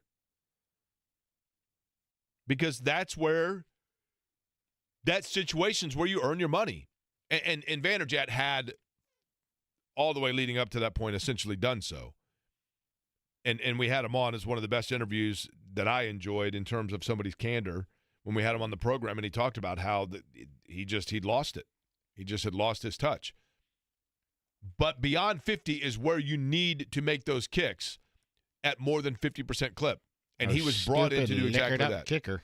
What's that? Our stupid kicker decided to get liquored up. We got great guys here. You know, Vinatieri, Elam, these guys are great guys, Al. I mean, what are we doing? We're talking about our idiot kicker that got liquored up and ran his mouth. I'll deal with it when I get home if he is still a teammate. Can you tell that I had to edit that clip a couple 100 times? No, not at all. I've got the whole thing memorized, for crying out loud.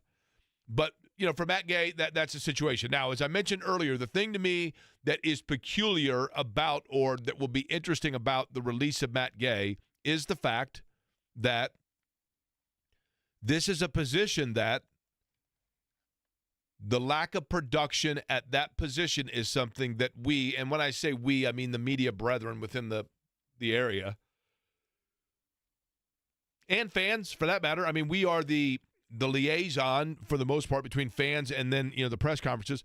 There were questions about whether or not the Colts had spent money in the wrong place at kicker, and whether or not Matt Gay was worthy still of maintaining on the roster at that salary. Those were question marks that were brought up. And when those question marks were brought up, Chris Ballard had said, no, this guy's a good kicker. I have no concern, zero concerns. When people were asking, like, are you concerned about Matt Gay? I have no concerns. This guy's a good kicker. He's going through some things. Then we found out he had the groin injury. He has and I say this because, and I champion him for this. I commend and respect and appreciate that Matt Gay has been open about the fact that he had dealt with depression and things like that earlier in his career. I don't think that came into play in this situation at all. But I have to admit, in the back of my mind, I was like, man, if he's missing kicks, you know, just mentally, is that hurting him? You know, hurting him is the wrong way, but you get what I'm saying. But either way, when Chris Ballard was asked about it, he was very defiant that, no, I believe in this guy. This is my guy, and we are standing by him. He is a good football player and a good kicker, and we're going to stand by it. And now, 6 months later, he's released.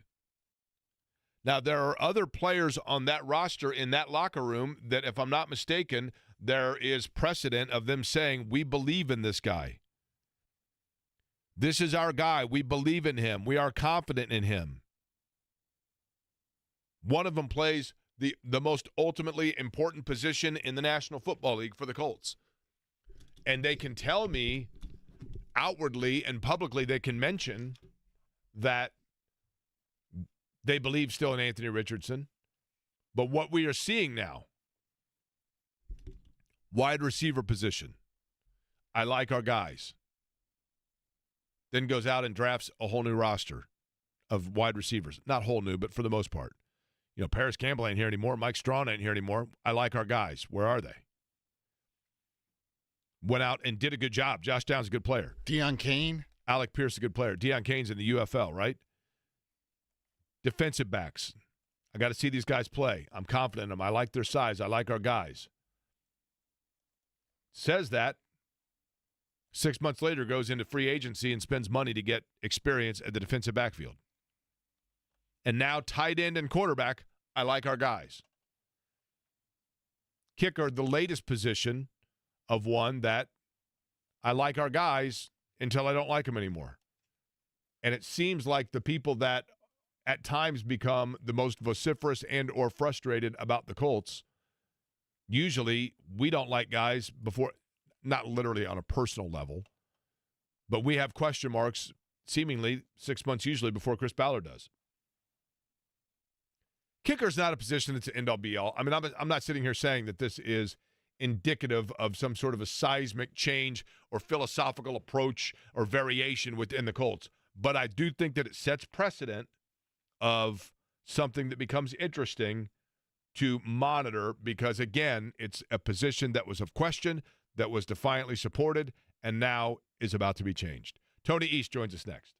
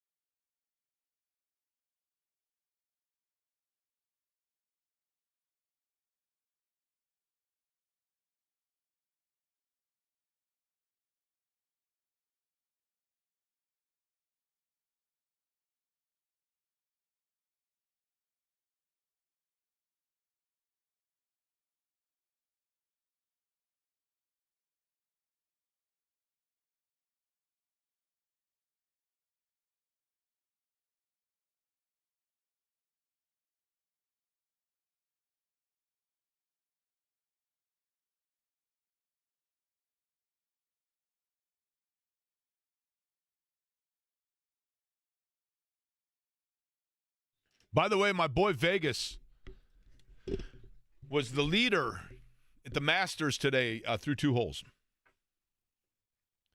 Leaderboard already starting to look as you would expect it to be. Morikawa and Scotty Scheffler both right now tied for second. Jake, you're yelling. You need to be quiet. I'm sorry. It's a tradition unlike any other. The Masters. Tyrell Hatton leading. He's at 4 under. That sounds extremely creepy, by the way. Sounds like you're trying to do some ASMR.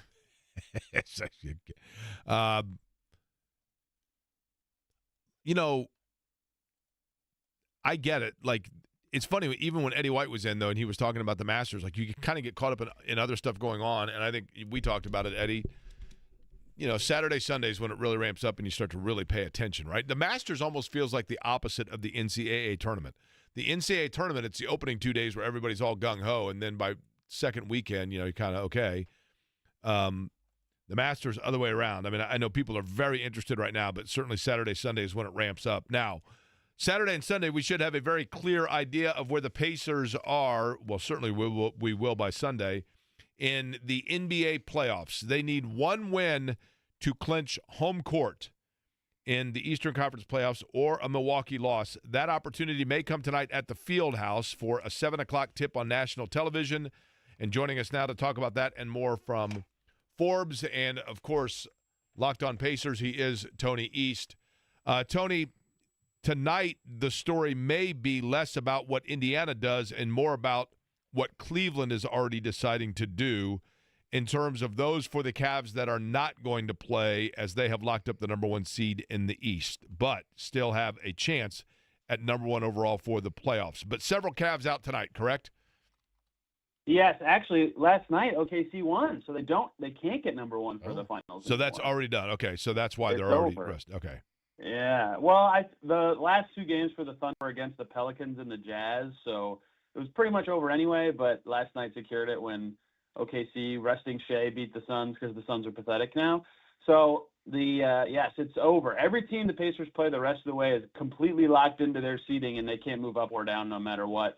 And so the best 3 Cavs players, Darius Garland, Evan Mobley, Donovan Mitchell, and Mitchell did actually roll his ankle earlier this week. They're all out today, which, of course, they play again on Sunday with even less at stake, is good news for the Pacers, who, like you said, need just one win to play Game 1 in Cambridge next week. Now, technically speaking, the Pacers have still a puncher's chance, am I correct, at the number 3 seed, but you need New York to lose out, correct?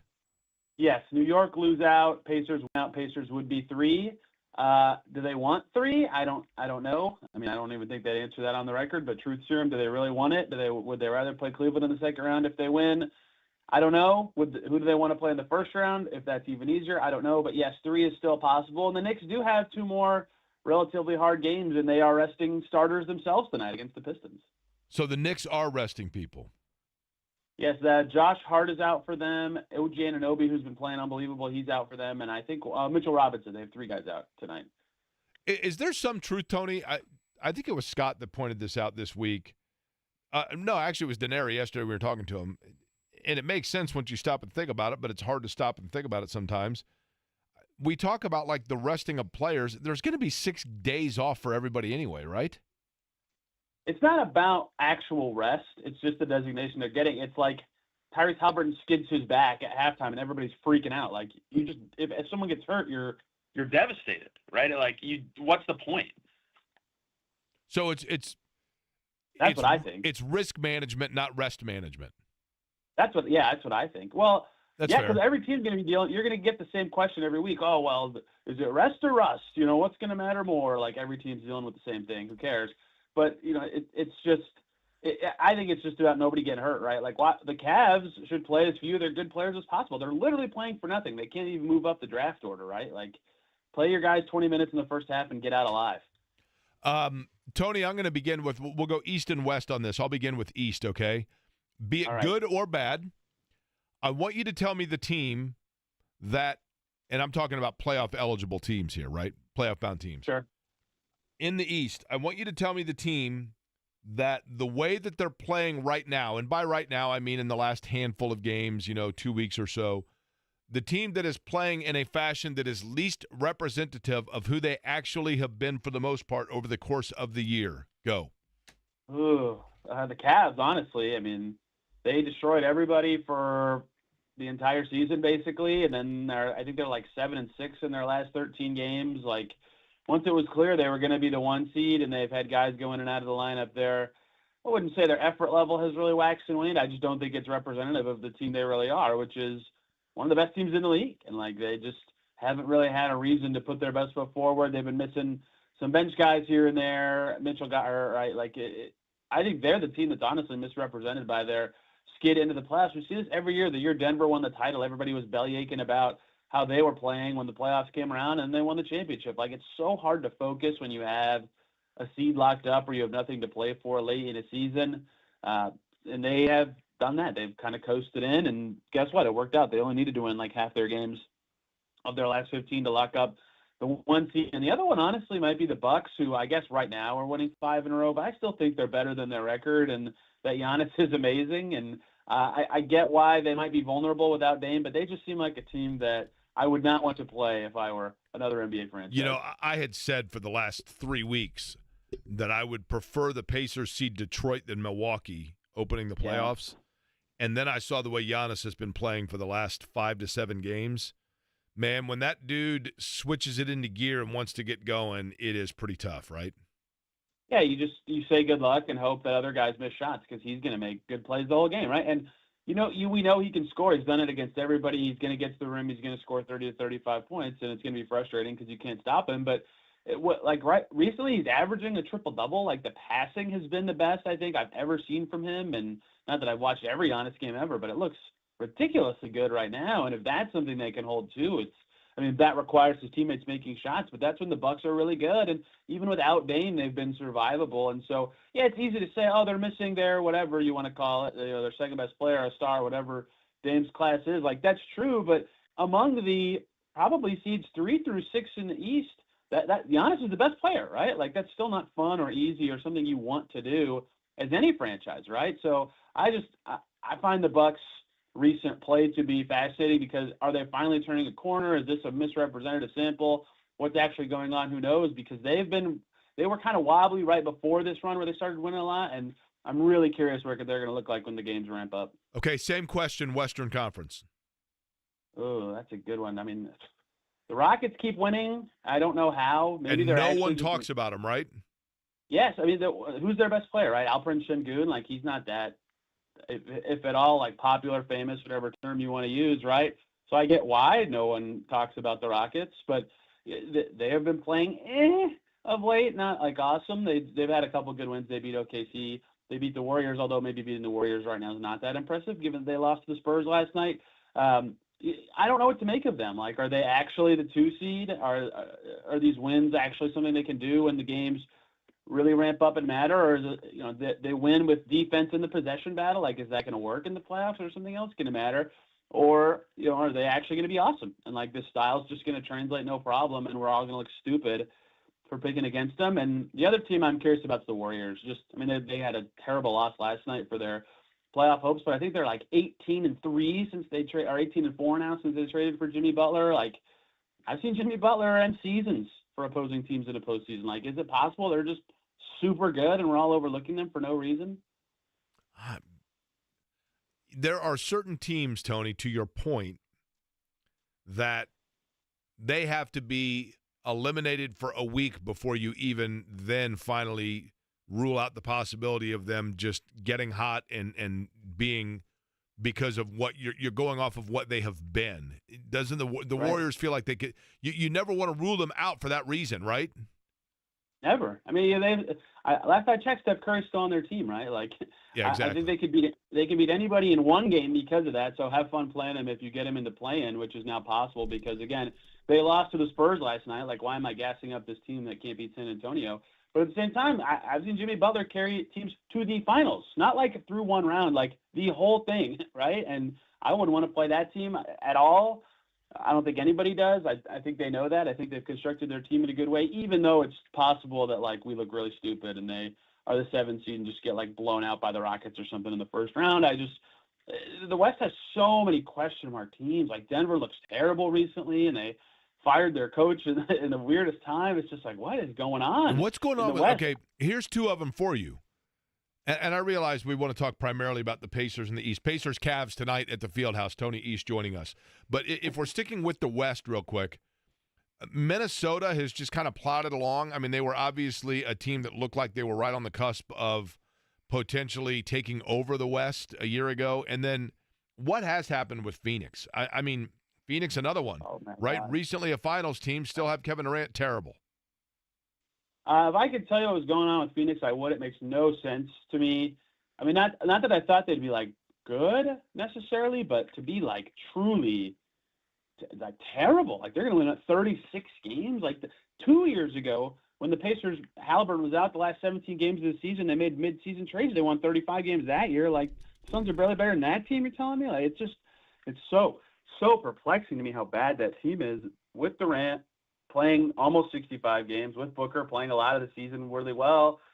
I mean, I guess all the rest of their players you could just say are only one-way players, like they're only good at offense or defense. Like that's true, but it doesn't make any sense to me that they're this bad and like can't find any solutions for an entire season. But that's what their reality's been. They haven't been able to win at all against anybody. I mean, the Pacers beat them twice on a night that didn't even look good. In Phoenix, Pascal Siakam gets 20 rebounds. They just win. Like that's what the Suns deal with. They have to play so perfect to win. And they started 8-1. Like they've been really bad since then. I have no idea how that even happened and what you even do about it. They're so expensive. They have already fired 2 coaches the last 2 years. Clearly, it's not a coaching thing. Like they're so expensive that no one's going to want to trade with them. I just don't know what they can do about this. Okay, now you want to know the team. There is a team in the West, Tony East. There's a team in the West that I don't think that their record necessarily indicates, nor even their recent precedent indicate that they could make some noise. But I always look for teams. I go back to the original Pacers teams that broke through, the mid-'90s Pacers teams. They were not a great team through the course of the year, but it started to come together for them at the end of the year. And once that 94 Pacer team made the Eastern Conference Finals, you went, okay, I can see it now. This team is not going to be in the finals of the West. I'm not saying that. But a team that is starting to show to me, I like their roster, and I think they are positioning themselves to next year being a competitive top 4 flirtation team in the West. And they could potentially have a slight upset this year in the playoffs. Who am I talking about? Talk to me about the Clippers, Jake. Talk to me about the Clippers. The Clippers are the 5 seed right now, right? Yes, they're really good. I watched their game against the Rockets last night. They're awesome. I don't know. Zubac is good, man. Like Kawhi's good. Zubac is good. Zubac got a triple-double last night with like the entire arena chanting for him to get an assist on the last possession.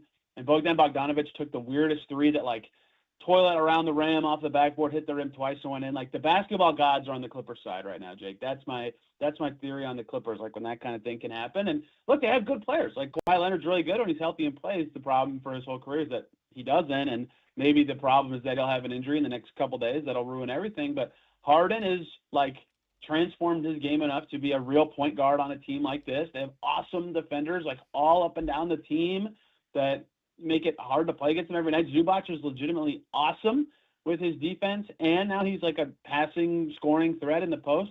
Yeah, they're really good, and I agree with you. I don't know if I'd be like, oh, they can make the conference Well, finals. that's not who I'm talking about, though. I will tell you that. That's not the team I'm thinking of. I'm not disagreeing with you, but that's not the team I'm thinking I of. wanted to talk about the Clippers. All right, go ahead. Well, the Clippers is Maybe. the Clippers. The Clippers have been already too good to be qualifying for my disclaimer. Really? I mean, I'm saying they're a 5, right? I mean, it's not like they're. Yeah. I'm talking about somebody that is just. Here you go. You ready? Yes. This team is still learning how to play with one another because of a couple of major moves. But their roster, now that players are starting to kind of figure out and balance things out a little bit, they've got one guy that feels to me like a 2025 guy that was starting to score a lot and then maybe is a little bit of a curveball because they made a move that they have players that are dominating the ball versus the guy that was kind of getting his spot while they were feeling that they're sowing their oats a little bit. Now, who am I talking about? That could be the Spurs or the Blazers. The Sacramento Kings, baby. Oh, gosh, I have no intrigue in the Kings at all. The Sacramento Kings. I'm telling you, All I'm saying is this. Right now they're in the play-in game. They're the 9, right? But Yes, they made locked in. moves. They've got DeMar DeRozan. Zach LaVine is starting to figure out that team. And then obviously Sabonis is very, very good. Now Malik Monk, who I think is a 2025 guy, was getting a lot of shots and a lot of run, and he's now relegated back to kind of taking a back seat behind DeRozan and LaVine. But I think they've got – and Keegan Murray's not a bad player. Sacramento, I'm telling you, Sacramento Kings next year are going to be like a 4 or 5 seed. It's my prediction for you. If they stay healthy. I wish them luck in that endeavor. Didn't we just see a DeRozan Levine team be like extremely mediocre for years and years and years and years? Fair. In Chicago, and I get that Sabonis was way better than any other player that the Mighty Bulls might have had at the time, but like I've been thinking a lot about Zach LaVine recently because the Bulls have been like awesome since they traded him away somehow, and I don't think that's on him, but like, is there something to this where his teams are just doomed for not quite as good as it looks like they ever should be for some reason, and he's single-handedly beaten the Cavs and Pistons in the last week, so like this is the worst time for me ever to say that, but there's just not enough of anything. They have a lot of good players. There's just not enough of any one skill for me to be like, oh, that's the thing that's going to make the Kings awesome in the next couple of years. That's so funny. I derailed your entire question because I have very little interest in the Kings. I just kind of like the Kings. But I'm telling you, when they were here, I was impressed by their roster looked very balanced. Although Zach LaVine, to your point, not to overemphasize this term, Tony, you're familiar with it's Aquariism. I made this up. I've got it trademarked a lot like Why Not Indiana, so don't try using it. Are you familiar with the 2025 guy? 2025 guy? No. Okay. Kyle Kuzma is the poster child of a 2025 guy. And is this a bad thing? Zach LaVine. Jordan Poole also. Jordan Poole, you think he's a 2025 guy? Yes. Ricky Davis was a 2025 guy? A 2025 guy. What's that? I can't tell if it's a compliment or insult. No, it's an insult. A 2025 guy is a guy that is destined to average 20 a game on a 25-win team his entire career. Yes, okay. That is a Zach LaVine descriptor, yes. For sure. Okay, for the Pacers, Tony East joining us. For the Pacers tonight with Cleveland, there's one area that Rick Carlisle looks at heading down to the final 3 games, and I know health is the biggest area. But there's one area that Rick Carlisle last night as he's staring at the ceiling and he hears the clock ticking in the background and it's 2:30 a.m. and he has yet to fall asleep, and it's because he's thinking about the one thing that he knows is the Achilles or the one assignment his team has yet to completely do to the level that he likes heading into the postseason, and it's the missing ingredient for the Indiana Pacers. That area is what? The boards, right? And like that's been their thing for forever, hitting the glass. I think the roster they have has a clear cap on what their rebounding level can be. That's fine. Like they're clearly good. But especially tonight playing the Cavs, like Jared Allen could just make this a not fun game for the Pacers if he just dominates the glass and gives the Cavs a bunch of extra possessions, even for their on paper maybe lesser roster. Like it's not going to be easy to beat them anyway. And that was a thing in the playoffs last year too. It's a thing all the time. Like Pat Riley said forever, the boards are so important for championships. And I view rebounding differently than I feel like a lot of people do, but I do feel like the Pacers need to find a way to be better at it or show some teeth in that department, down these last 3 games in any way, just to feel better about it. They talk about the possession battle being important. Like during their best stretch of play this season, January, late December, they were talking about it almost after every game, it felt like. And they should have been. They were doing better at, taking care of the ball, lower turnover numbers at the time. But they were doing well on the glass then too. And not that they have faded away necessarily. It hasn't felt the same sharpness there. And I think that is the area that they'll be thinking about finding growth or improvement in down the stretches. Can they show any rebounding chops heading into what could be a challenging, couple teams in terms of rebounding? Brook Lopez, Giannis, the Knicks, the Pistons are great on the glass. Like it's going to be a thing. Tony, I'll leave you with this, and I'm giving you permission to use if you'd like. When I was in high school, I played intramural basketball the last 2 years that I was at North Central, and because I was doing radio for the basketball team. And the intramural team names my sophomore year, the administration at North Central, after a 20-year tradition of fabulous and creative X-rated names, finally put their foot down. And no longer could you be some of the team names were just incredibly brilliant that kids came up with, but they were all like double entendre, whatever else. Little Kings, that 8 ballers, there were certain of them. They're like, well, that's alcohol related. You can't do that. Since you mentioned the area of Achilles for the Pacers, I will tell you this. I still think it's one of the great names of all time for an intramural basketball team. Are you ready? Yes. The chairman of the boards. Oh, that is good. It's pretty Did you solid come up for a with that one? basketball team, isn't it? Was that you? Yeah, I was the name of our team was chairman of the boards. Like you came up with that one? Yes. Wow. It's pretty solid, is it not? That is good. Yes. I mean, there were a couple of others that were much better that if I said them on the radio, I'd get fired. And by wearing jerseys of them at North Central, you almost got expelled. But they were good, right? Anyway. That is good. We always just were like defunct NBA teams in intramurals. Like, oh, here come the New Jersey Nets. All right. Yeah, okay. That's the Charlotte not as exciting Bobcats, as you. right? Yes. Oh, my gosh, it's the Rochester Royals. Oh, boy. Oh. Tony, next week I'm going to Seattle. Are the Supersonics coming back? I hope so, man. I mean, they already have a fan base. It seems like a shoe-in, right? It feels like everybody who's ever talked about expansion says it's going to be Seattle and Vegas. So I hope so. And then the conferences can make more sense. They can put Minnesota in the East and stop making it a farce that they're closest to the opponents are the Bucks and the Bulls, and they're in the Western Conference for some reason. Tony, I'm telling you, and people get mad when I say this, and I understand it. But if you were a team, and I'm not going to say the Pacers, okay? I'm not going to say the Pacers. But if you were a team in a market that is perceived to perhaps not be one that is as financially lucrative as others, Yes. if you are a team like that, you are praying for an expansion team or a relocation, not your franchise, for Seattle, Las Vegas, and Nashville, right? Why Nashville?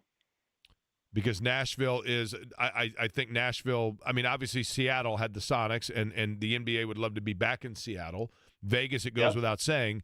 But I think in Major League Baseball, and because of the size, the explosion of Nashville, and because of Broadway and the arena that's right there on Broadway that already has the NHL, it is custom-made for a franchise that wants to become – sexy overnight. Yeah, and then there's not a lot of places to move, you're saying? Correct. I mean, correct. Those are the 3 markets, right? I think that there's some to that. Oh, like St. Louis maybe, because they've had teams Now, let me before. tell you this, though, Tony. When I worked in St. Louis, there was a very brief conversation when I was in St. Louis, and I can't remember what franchise it was. It might have been Charlotte. But there was discussion. There might have even been expansion. But there was discussion about St. Louis, and I did a fairly in-depth story about it where the word always was, and I went back and talked to people that were involved with the St. Louis Hawks when they had moved and gone to Atlanta. The St. Louis Hawks had, in, I believe, the 67 season, for the first time, they signed like 2 free agents that were African-American, and they had, for the first time, a non-all-white roster, and their season ticket sales plummeted. And the perception by the NBA was that racism in the city of St. Louis, I'm not calling St. Louis racist, I'm just telling you what was the report that I did back then in talking to people that were there at the time, that supposedly there was a kind of closed-door back hallway agreement by the NBA that they would no longer put a team in St. Louis because the Hawks left for that reasoning, and the NBA wanted to penalize the city by not allowing a team to go back there because of what they perceived to be an injustice against the minorities on the roster. That is interesting. I did not know that.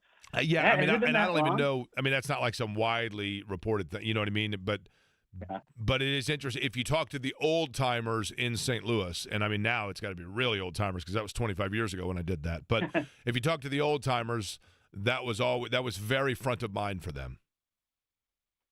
The NBA does have pretty much every other major city covered, right? Besides correct. That's what I mean. Correct. Austin would maybe be one because of it has the Nashville vibe of growth, right? I wondered forever if the Spurs would move to Austin, and then they got Wemby, and now they'll never move. So that's off the table. And we did this simulation yesterday, Tony, that said the Spurs are going to get Cooper Flagg also because that's just the way it works. That was your only tankathon spin? Got Cooper Flagg to the Spurs? What's that? Was that your first ever Tankathon simulation? You got Cooper Flagg on the Spurs? Actually, I think yesterday when we did it, it had him going to did we have the Jazz and the Hornets twice? But I did, the first one that I did said the Spurs. Now, I've got it right here in front of me. And before we let Tony go, we'll do one more here. It is spinning, and with the first pick in the 2025 NBA draft simulation, the San Antonio Spurs select Cooper Flagg from Duke University. Eddie, can you look at my screen here, or can we get it I can't to vouch. verify? He is not lying. Is that not unbelievable? Once again, right there, boom. I believe in the basketball guys. I always have. I will not believe in them if the 76ers or the Spurs win the draft lottery this year. My faith in the gods will be gone. Cooper Flagg has got to be, though. If you're Cooper Flagg, okay, what are the three franchises that have legitimate chance of getting the number one overall if you're Cooper Flagg, where you're like, oh my gosh, no? That I think that I don't want him to go to, or that he wouldn't want that he wouldn't want. If you're Cooper Flagg, that you just wouldn't want to go to. I don't know what he's like. Like, he's this kid from Maine, right? So like maybe he's into the. But I'm just saying, in terms of an NBA franchise, that would be the least sexy to play for. I mean, it's weird because Charlotte's right by where he plays, but nothing has ever. I know they have new leadership and ownership, but like nothing has ever felt right there to me. Totally agree. So I wouldn't really want to go to that one. New Orleans. Yeah, New Orleans is the same thing. It's never really felt right. And Washington, right? No, DC's awesome now. They almost beat the Pacers with they had to intentionally throw. Okay, fair. They have good young players. It just feels like basketball Siberia. I don't know. Utah, Listen. I was a fan of the Wizards as a kid, so I'm defending them to the death. I understand what you're saying. I understand. Utah at least would be a cool place to live, but I mean, and they've got and they have a good coach. They have a star player already, like not a really really star player, but like that would be cool. Yeah, I don't disagree. I think Utah has a little more cachet about it. All right, Tony. Tonight, Pacers Cavs. Appreciate the conversation. We'll be watching the coverage from you. You got it. Thanks, guys. All right, Tony East joining us on the program. We come back, we'll get back into the conversation of, we'll update you on what's going on at Augusta National. Looks like a lot of pimento cheese sandwiches so far. Jake, come on. Eddie, you sound like that you're racking up a surcharge per minute with that voice. And big news from the Colts we'll get to as well.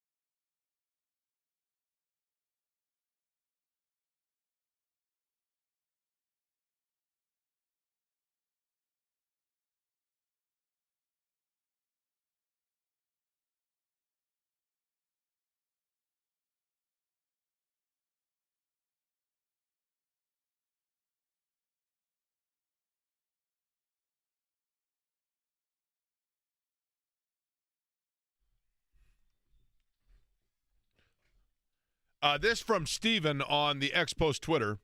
After the Colts earlier today released Matt Gay, and I was talking about how it was another example of where there was question about Matt Gay's inconsistency, and Chris Ballard was very almost defiant in support of him. It's a good point from Steven, who asked me, what is the Colts management, player, or coaches supposed to say about active players? That's fair. But even like privately, I didn't hear a lot of, yeah, there is some concern here, whatever else. I mean, but fair point. I don't know that necessarily that, it's not like I expected Chris Ballard to come out and go, man, this guy's terrible. What are we doing? But Gay, for what they, oftentimes I say this a lot about sports. Sometimes it's not about what your production is, but rather how and where you were acquired. Alex Smith he's the example I always use, I realize. Alex Smith was a really good NFL quarterback. Really good. And for Kansas City and Washington, he was a really good quarterback. But it was San Francisco that took him number 1 overall, and for those standards, he was a disappointment. But if you were to give a guy a career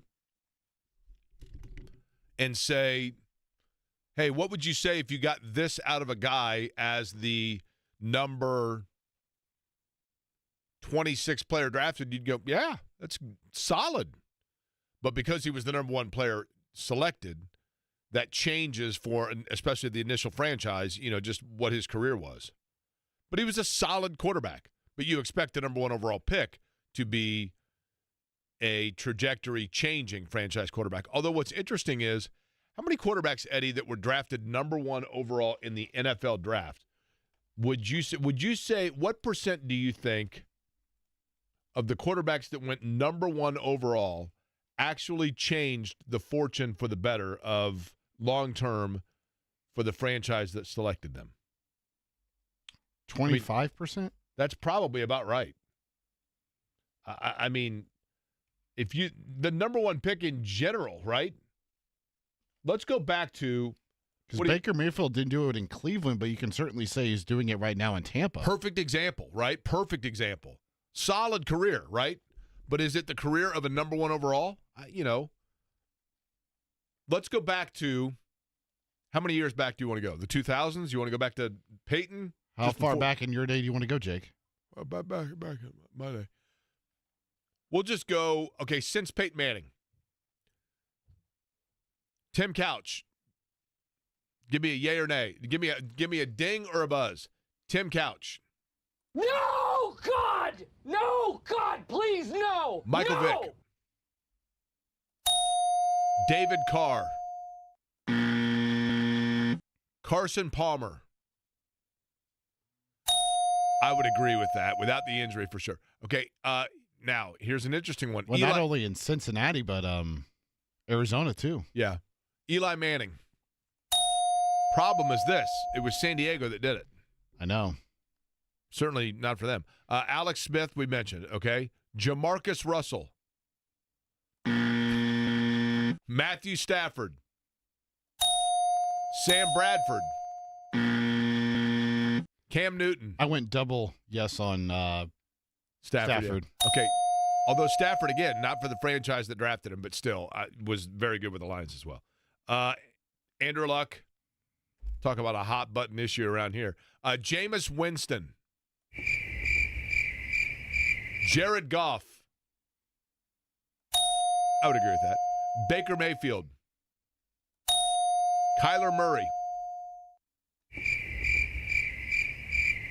Joe Burrow. Trevor Lawrence. See, I think now we're into the remains to be seen category. Trevor Lawrence, Bryce Young, Caleb Williams, all three, I think it remains to be seen. Trevor Lawrence, there is certainly evidence that can go either way. And you and I realize we have differing opinions on that. Right? Mm-hmm. But you understand the point of the exercise there. See, Jake, I don't have the rose-colored glasses on. No, but listen, Lawrence, he's been put, and in my opinion, in really bad positions. But there have been games. I mean, ask the Colts. There have been times where you see he makes plays where you go, okay, I see it.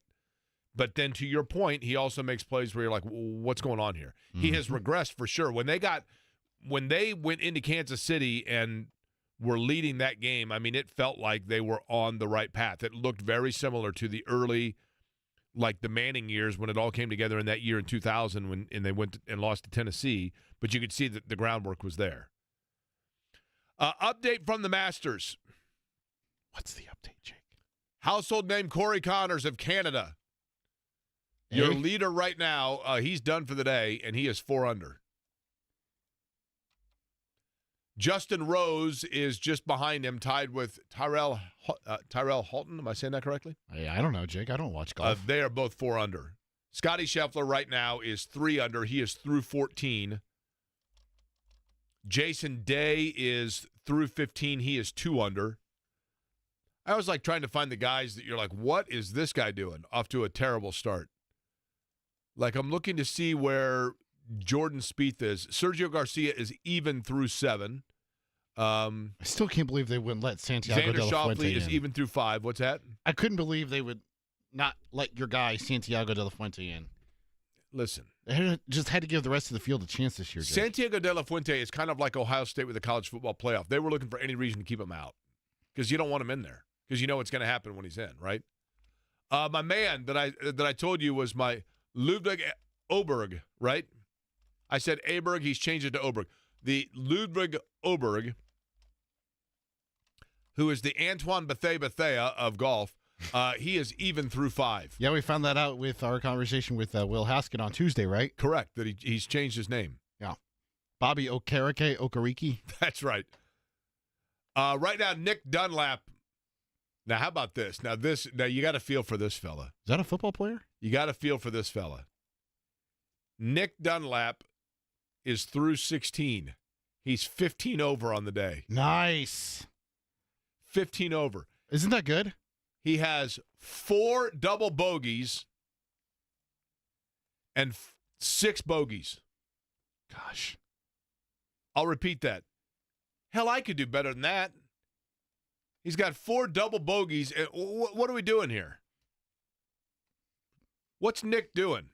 I wonder if he's trying to set the record for the worst performance in Masters history in opening round. That's actually a good question. What's the worst score ever? Isn't Dunlap a sporting good line? That's Dunham's. No, there's a Dunlap, right? Oh, I know there's a Dunham's. I thought there's a Dunlap that makes kind of like Voight, a Dunlap company that makes some sort of. Am I wrong here? Am I hallucinating this? Dunlop. Is that what it is? DUNLOP.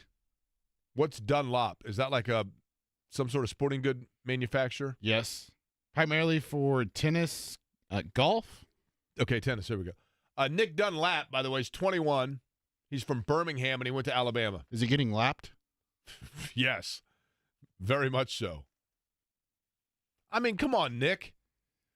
Get in there. You got to at least do better than whatever it is, 5 double bogeys. How many times do you think he's heard that? A lot, right? Vic Dunlap was a comedian. Well, I got news for you. So appears so too is Nick Dunlap. I mean, come on. You can't double bogey. J&B out today, by the way. Brian, now I always get the last name confused. He got mad at me once. No, well, wouldn't you get mad if somebody would mispronounce your name? Yes, I'm not saying he's wrong. Brian, no, correct. But Brian lived in northern Indiana, and Tom Noy is the writer for the South Bend Tribune. And so I understand. Mental hurdle again. Yeah. Brian Noy going to join the you know program how you can remember he's that? going to take over at 3. What's that? You know how you can remember that? Tom Noy has an I. No I and no. Well, how about just I should know Brian's last name? That's also, yeah. Right? Yeah. Tom Noy has I for information. Nick information and entertainment. Nick just bogeyed again, by the way.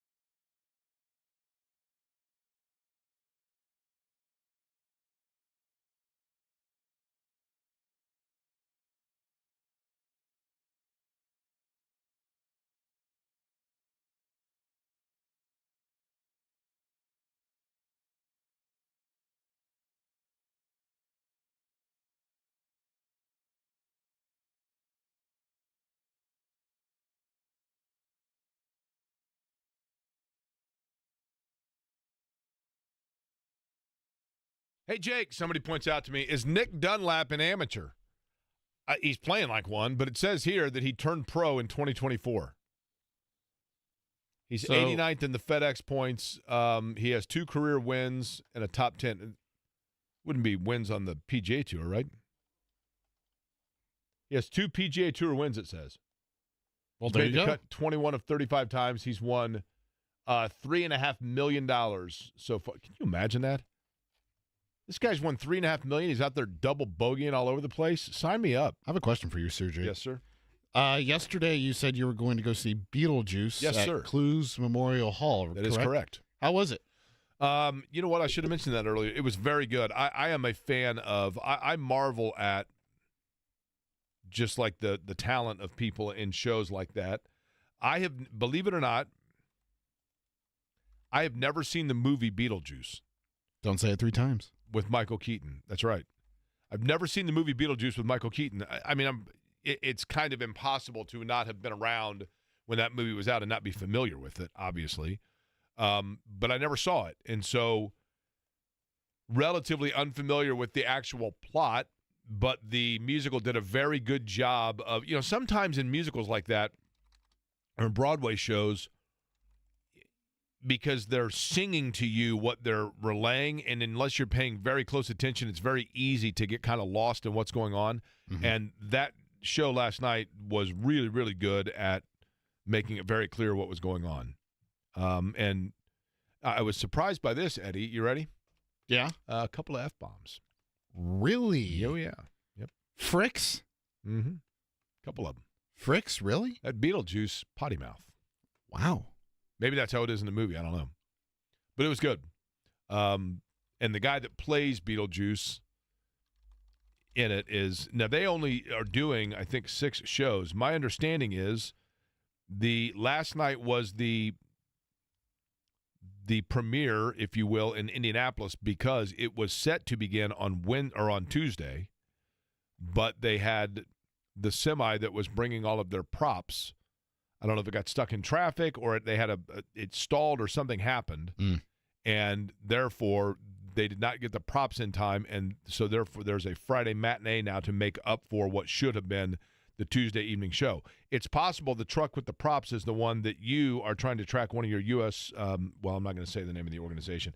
You have a package that you're trying to track, right? And it's lost in nowhere. Is that right? So it's not me, it's Olivia. Yeah, she's got a package that is in Illinois. Mm-hmm. It arrived at the facility. Right. Oh, yeah.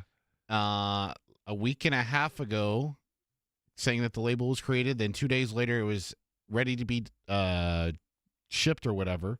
And then it goes, it's out for delivery. And then it says return to transportation facility.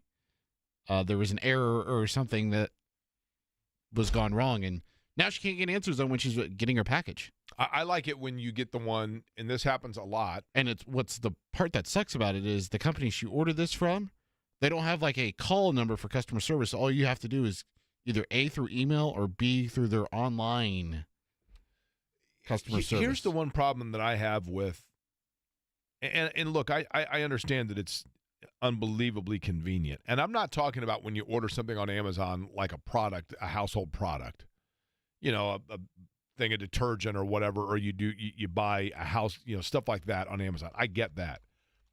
But if you order something on Amazon, just like you Google, let's say that you want a Dunlop. We were just talking about Dunlop golf balls. Mm-hmm.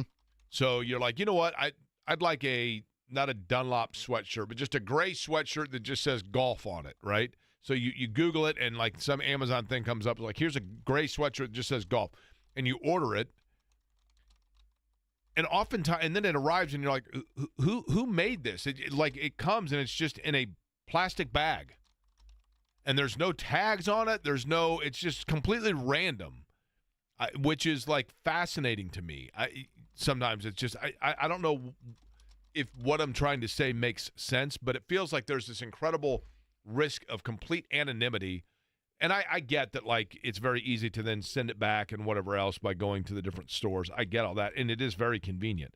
But I think I don't know if I've told you this before or not, Eddie, but I actually worked for a brief time in one of the Amazon warehouses when Derek and I had been laid off from the radio standpoint, I was very fortunate in that, contractually speaking, I will simply say that, and I don't mean in the amount of money I'm being paid. I'm talking about the terms of payment even after being laid off. Mm-hmm. Thank you to my attorney on that. But we were laid off in December of 20, and in March of 20 is when the pandemic hit.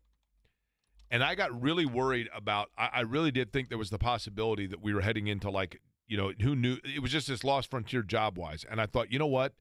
Since I have the availability right now to get a job, in case people all start losing their job because no one is at work during this pandemic, I want to be on the ground floor of having a job. So I got a job at Amazon for that point, for that purpose, thinking that on the other side of it, I would at least already have a job and be employed. And I did it, and then it turns out, I'm making this way too long, but it turns out that they then sent us a thing saying, because they had, unfortunately, a couple of people get very, very ill and pass away in the Amazon facilities. And so they said, if you would like to, I can't remember the wording they used, but if you would like to wait until October for your employment, you will not be terminated, and we will keep your place as an employee. And so I did that. And then by October, it turned out that everything, I had, obviously other things had opened up, and so I didn't go back. But nonetheless, it was a fascinating job because my job was what was called a picker. So when you order, like if you order from Amazon, and let's say you order a thing of motor oil. Yep. So I've got this little thing in the palm of my hand, and as soon as you order it, I'm already picking out something that the computer knows is on the same block of where you live. Somebody wanted Rice Krispies. So literally I go to floor 3, row B, box 29, and I open that box up, and there's a thing of motor oil in there, a 6-pack of Yoo-Hoo, a pack of Bic razors, and a thing of shaving cream in one. There's no rhyme or reason for it. But I pick that out, scan it, put it in a bin, and then right then, James, who lives down the street from you, orders the Rice Krispies. So it knows, oh, we just had this guy place one order that's going of motor oil on that street. Now go and get the Rice Krispies, put them in the same bin because it's going in the same truck that's going on that same street. And it was unbelievable and amazingly efficient. But it was incredible to me when you would go to these bins where stuff, and there was obviously other people whose jobs were to place stuff in the bin and then record it. But the bins you would open up would literally just be aisles 1, 17, 13, and 28 from a Walmart, like in one spot. I mean, there was no rhyme or reason by where and when things were placed. But it was incredibly efficient. And it was I was very glad that I did it just to get that glimpse from the inside of the way that things work. The Colts, as we mentioned earlier today, releasing Matt Gay. That frees up $2.75 million, but it is $4 million against the cap for them. He had 2 years remaining on his deal. Keep in mind, they had signed Spencer Schrader at kicker to a 2-year deal as well. That is probably one of the things we'll talk about tomorrow. We will recap Pacers and Cavs. That game tonight, 7 o'clock at the Fieldhouse. Brian Noah is in next for JMV. We'll be back with you at noon tomorrow, and we thank you for listening to Query & Company.